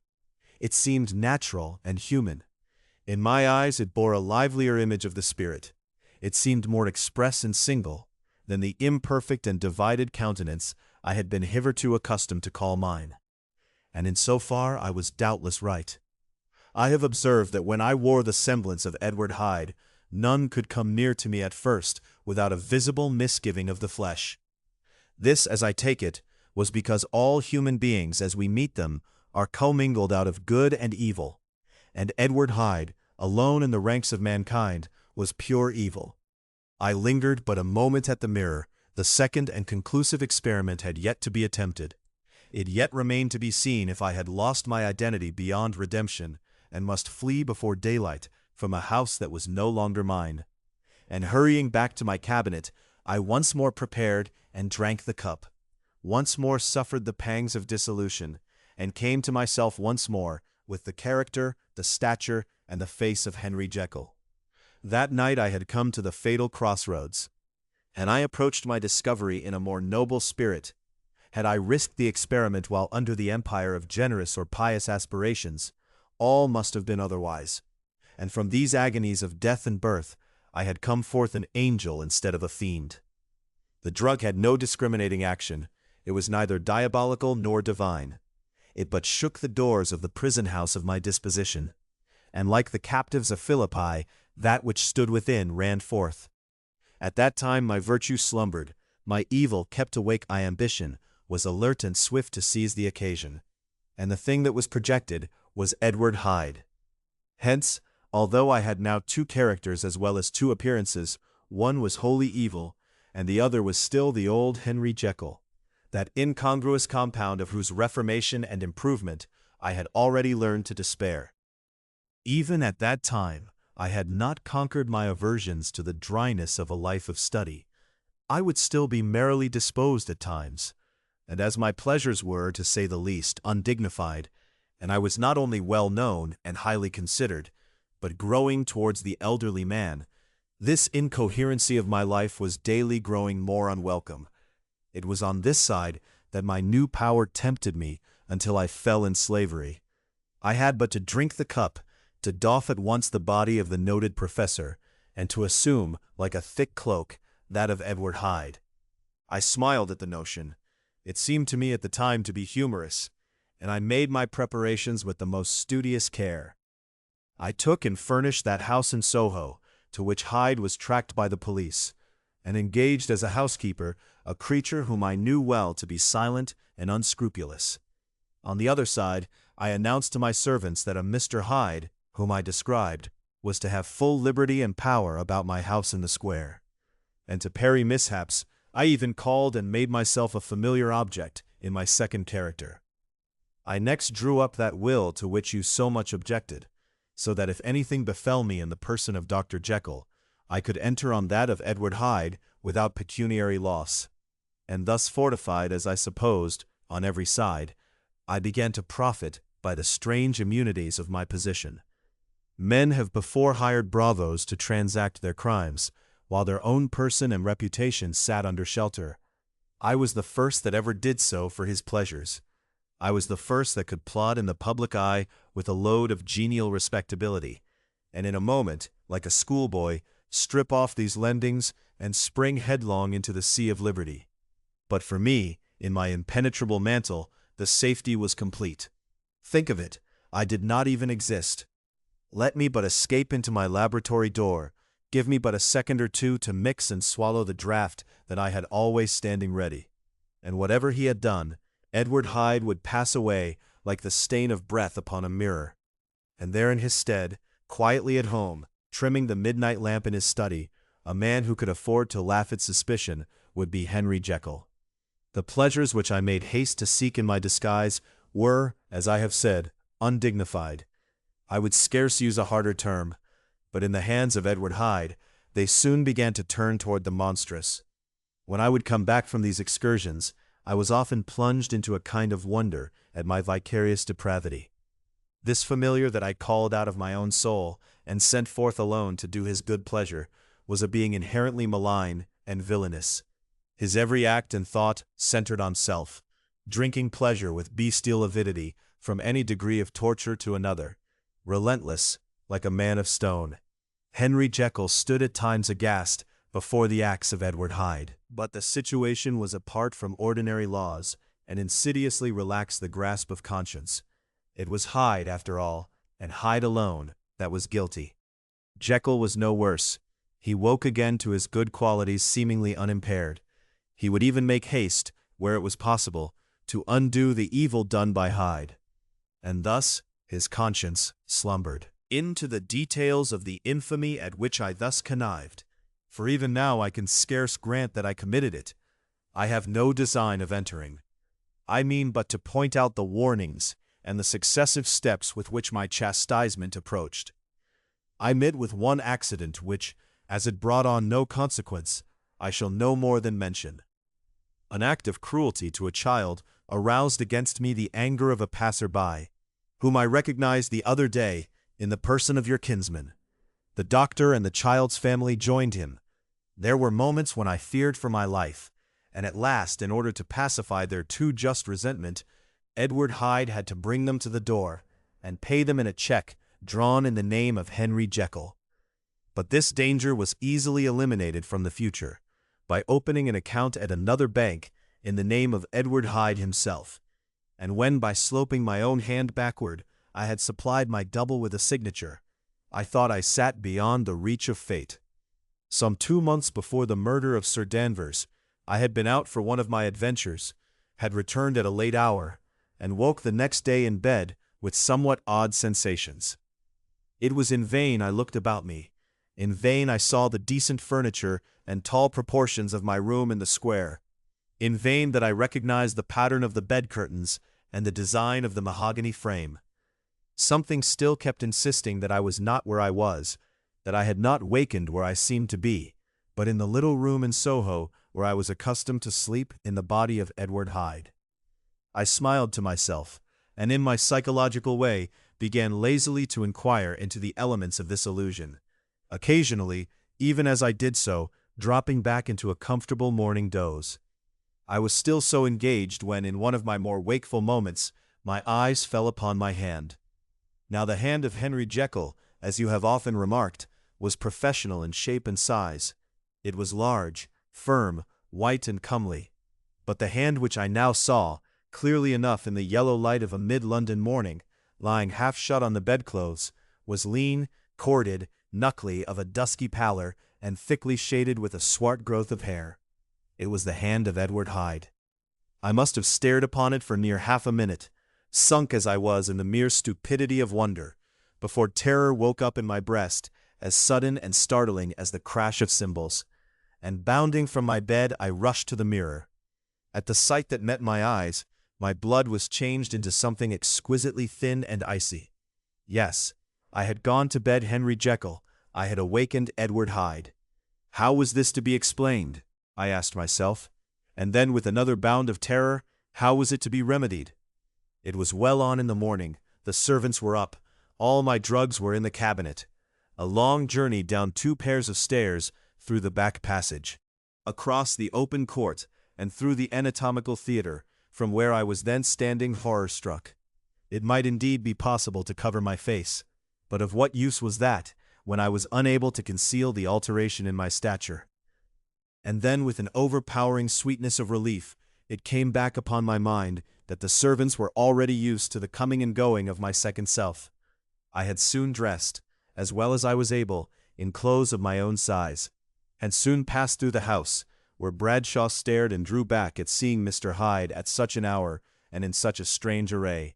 And 10 minutes later, Dr. Jekyll had returned to his own shape, and was sitting down, with a darkened brow, to make a feint of breakfasting. Small indeed was my appetite. This inexplicable incident, this reversal of my previous experience, seemed, like the Babylonian finger on the wall, to be spelling out the letters of my judgment. And I began to reflect more seriously than ever before on the issues and possibilities of my double existence. That part of me which I had the power of projecting had lately been much exercised and nourished. It had seemed to me of late as though the body of Edward Hyde had grown in stature, as though, when I wore that form, I were conscious of a more generous tide of blood. And I began to spy a danger that, if this were much prolonged, the balance of my nature might be permanently overthrown, the power of voluntary change be forfeited, and the character of Edward Hyde become irrevocably mine. The power of the drug had not been always equally displayed. Once, very early in my career, it had totally failed me. Since then, I had been obliged on more than one occasion to double, and once, with infinite risk of death, to treble the amount. And these rare uncertainties had cast hitherto the sole shadow on my contentment. Now, however, and in the light of that morning's accident, I was led to remark that whereas in the beginning the difficulty had been to throw off the body of Jekyll, it had of late gradually but decidedly transferred itself to the other side. All things therefore seemed to point to this, that I was slowly losing hold of my original and better self, and becoming slowly incorporated with my second and worse. Between these two, I now felt I had to choose. My two natures had memory in common, but all other faculties were most unequally shared between them. Jekyll, who was composite, now with the most sensitive apprehensions, now with a greedy gusto, projected and shared in the pleasures and adventures of Hyde. But Hyde was indifferent to Jekyll, or but remembered him as the mountain bandit remembers the cavern in which he conceals himself from pursuit. Jekyll had more than a father's interest. Hyde had more than a son's indifference. To cast in my lot with Jekyll was to die to those appetites which I had long secretly indulged, and had of late begun to pamper. To cast it in with Hyde was to die to 1,000 interests and aspirations, and to become, at a blow and forever, despised and friendless. The bargain might appear unequal, but there was still another consideration in the scales, for while Jekyll would suffer smartingly in the fires of abstinence, Hyde would be not even conscious of all that he had lost. Strange as my circumstances were, the terms of this debate are as old and commonplace as man. Much the same inducements and alarms cast the die for any tempted and trembling sinner. And it fell out with me, as it falls with so vast a majority of my fellows, that I chose the better part, and was found wanting in the strength to keep to it.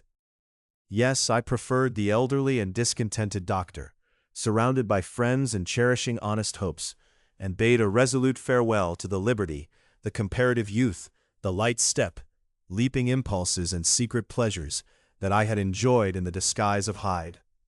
I made this choice perhaps with some unconscious reservation, for I neither gave up the house in Soho nor destroyed the clothes of Edward Hyde, which still lay ready in my cabinet. For 2 months, however, I was true to my determination. For 2 months I led a life of such severity as I had never before attained to, and enjoyed the compensations of an approving conscience. But time began at last to obliterate the freshness of my alarm. The praises of conscience began to grow into a thing of course. I began to be tortured with throes and longings, as of Hyde struggling after freedom, and at last, in an hour of moral weakness, I once again compounded and swallowed the transforming draught.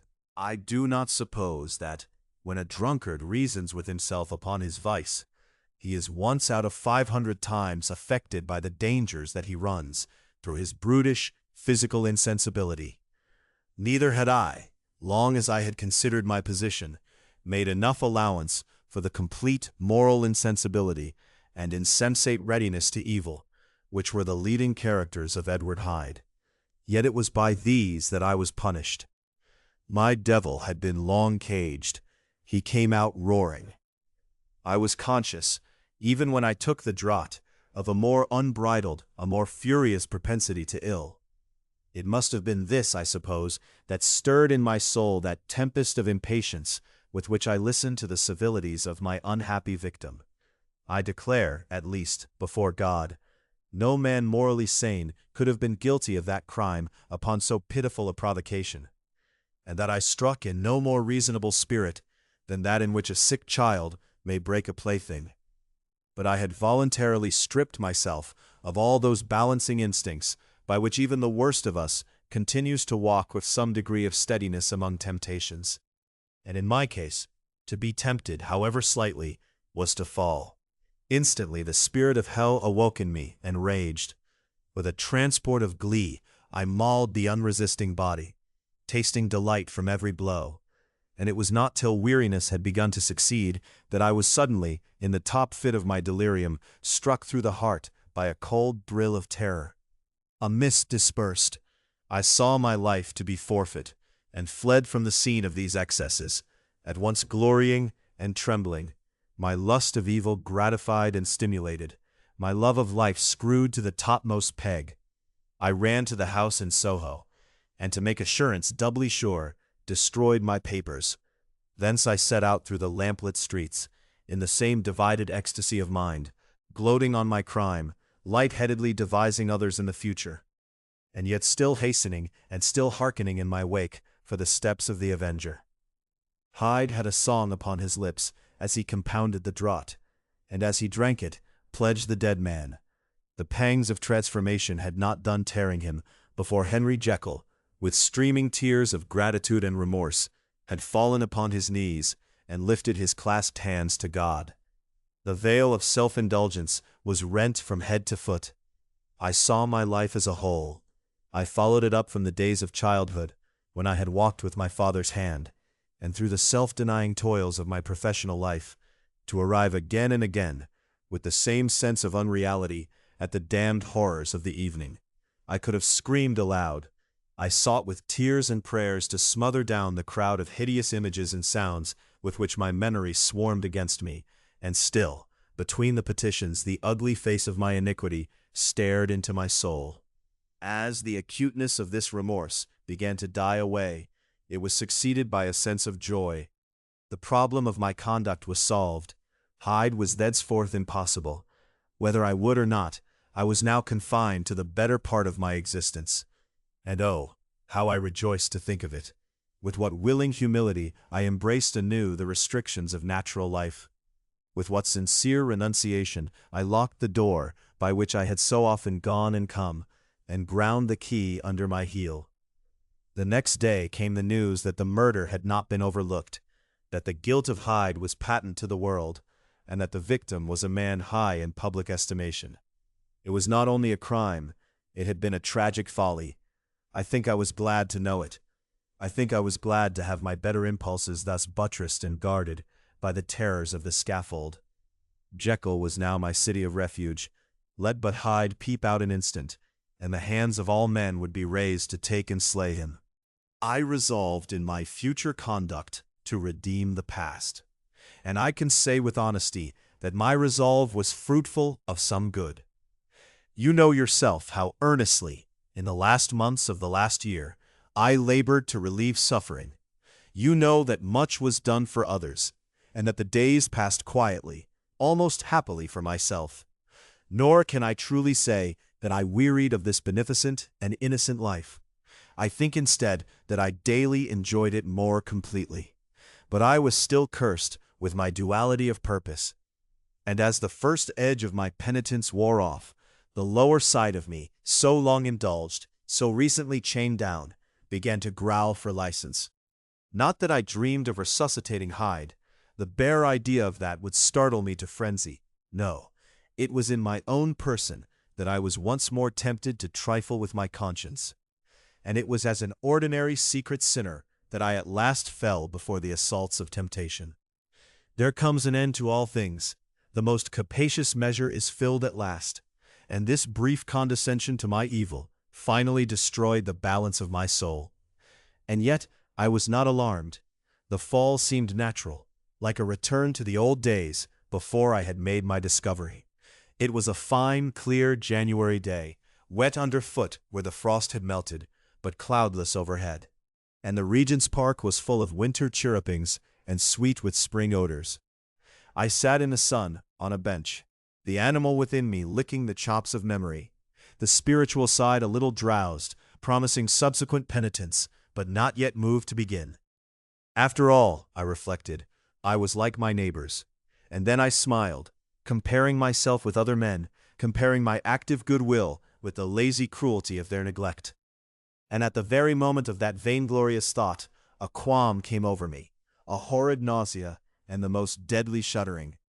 These passed away, and left me faint. And then, as in its turn faintness subsided, I began to be aware of a change in the temper of my thoughts, a greater boldness, a contempt of danger, a solution of the bonds of obligation. I looked down. My clothes hung formlessly on my shrunken limbs. The hand that lay on my knee was corded and hairy. I was once more Edward Hyde. A moment before I had been safe of all men's respect, wealthy, beloved, the cloth laying for me in the dining room at home. And now I was the common quarry of mankind, hunted, houseless, a known murderer, thrall to the gallows. My reason wavered, but it did not fail me utterly. I have more than once observed that in my second character my faculties seemed sharpened to a point, and my spirits more tensely elastic. Thus it came about that where Jekyll perhaps might have succumbed, Hyde rose to the importance of the moment. My drugs were in one of the presses of my cabinet. How was I to reach them? That was the problem, that crushing my temples in my hands, I set myself to solve. The laboratory door I had closed. If I sought to enter by the house, my own servants would consign me to the gallows. I saw I must employ another hand, and thought of Lanyon. How was he to be reached? How persuaded? Supposing that I escaped capture in the streets, how was I to make my way into his presence? And how should I, an unknown and displeasing visitor, prevail on the famous physician to rifle the study of his colleague, Dr. Jekyll? Then I remembered that of my original character, one part remained to me. I could write my own hand. And once I had conceived that kindling spark, the way that I must follow became lighted up from end to end. Thereupon, I arranged my clothes as best I could, and summoning a passing hansom, drove to an hotel in Portland Street, the name of which I chanced to remember. At my appearance, which was indeed comical enough, however tragic a fate these garments covered, the driver could not conceal his mirth. I gnashed my teeth upon him with a gust of devilish fury, and the smile withered from his face, happily for him, yet more happily for myself, for in another instant I had certainly dragged him from his perch. At the inn, as I entered, I looked about me with so black a countenance as made the attendants tremble. Not a look did they exchange in my presence, but obsequiously took my orders, led me to a private room, and brought me wherewithal to write. Hyde, in danger of his life, was a creature new to me, shaken with inordinate anger, strung to the pitch of murder, lusting to inflict pain. Yet the creature was astute, mastered his fury with a great effort of the will, composed his two important letters, one to Lanyon and one to Poole, and that he might receive actual evidence of their being posted, sent them out with directions that they should be registered. Thenceforward, he sat all day over the fire in the private room, gnawing his nails. There he dined, sitting alone with his fears, the waiter visibly quailing before his eye. And thence, when the night was fully come, he set forth in the corner of a closed cab, and was driven to and fro about the streets of the city. He, I say, I cannot say, I. That child of hell had nothing human, nothing lived in him but fear and hatred. And when at last, thinking the driver had begun to grow suspicious, he discharged the cab and ventured on foot, attired in his misfitting clothes, an object marked out for observation, into the midst of the nocturnal passengers, these two base passions raged within him like a tempest. He walked fast, hunted by his fears, chattering to himself, skulking through the less frequented thoroughfares, counting the minutes that still divided him from midnight. Once a woman spoke to him, offering, I think, a box of lights. He smote her in the face, and she fled. When I came to myself at Lanyon's, the horror of my old friend perhaps affected me somewhat. I do not know. It was at least but a drop in the sea to the abhorrence with which I looked back upon these hours.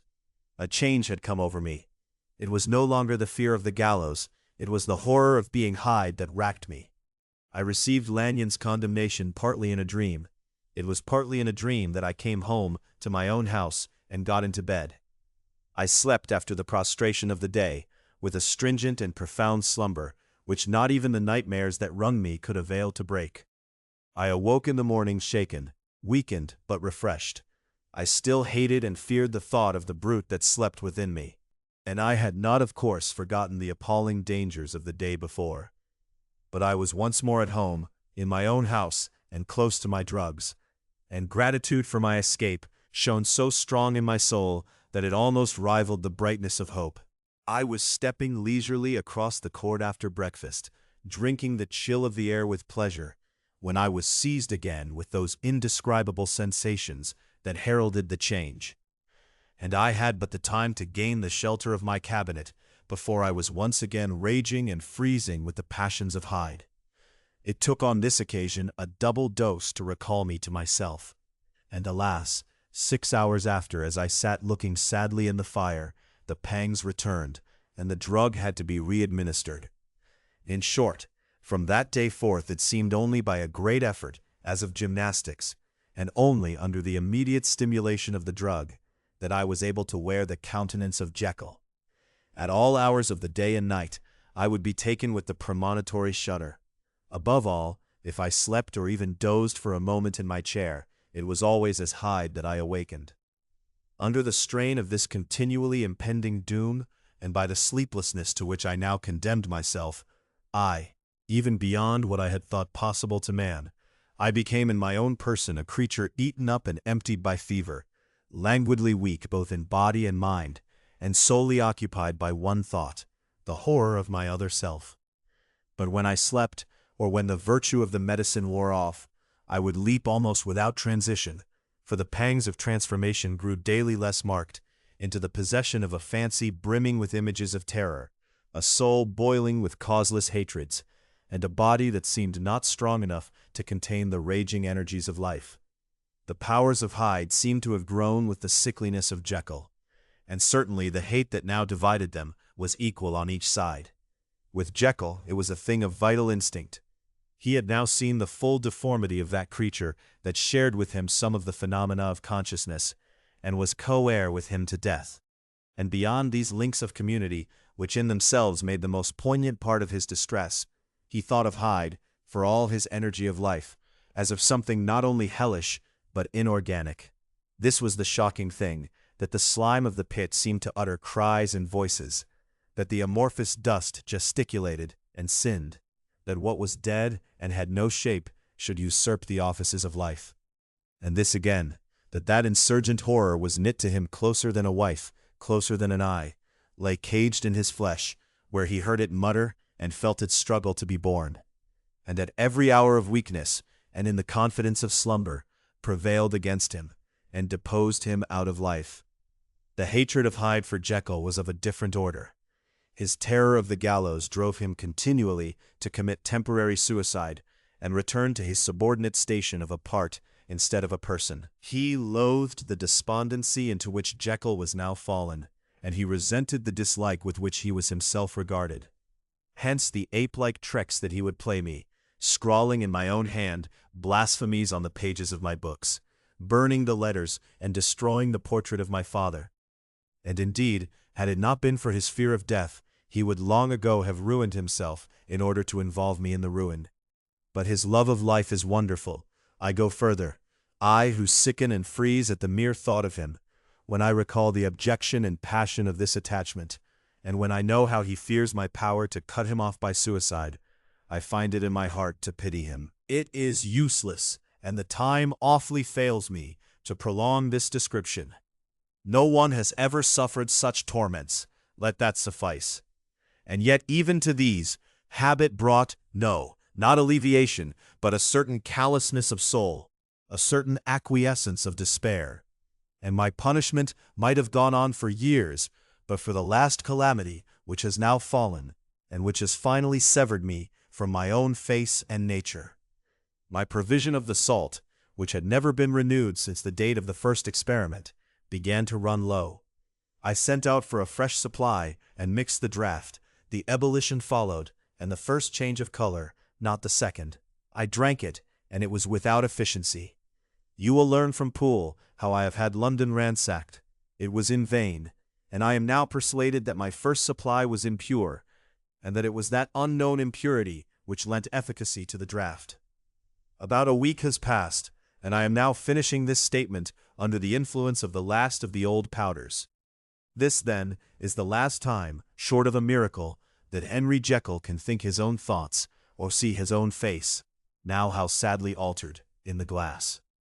Nor must I delay too long to bring my writing to an end, for if my narrative has hitherto escaped destruction, it has been by a combination of great prudence and great good luck.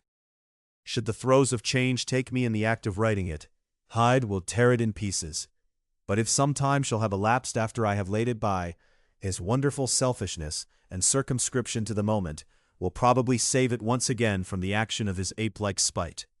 And indeed the doom that is closing on us both has already changed and crushed him. Half an hour from now, when I shall again and forever re-undo that hated personality, I know how I shall sit shuddering and weeping in my chair, or continue, with the most strained and fear-struck ecstasy of listening, to pace up and down this room, my last earthly refuge, and give ear to every sound of menace. Will Hyde die upon the scaffold, or will he find courage to release himself at the last moment? God knows. I am careless. This is my true hour of death, and what is to follow concerns another than myself.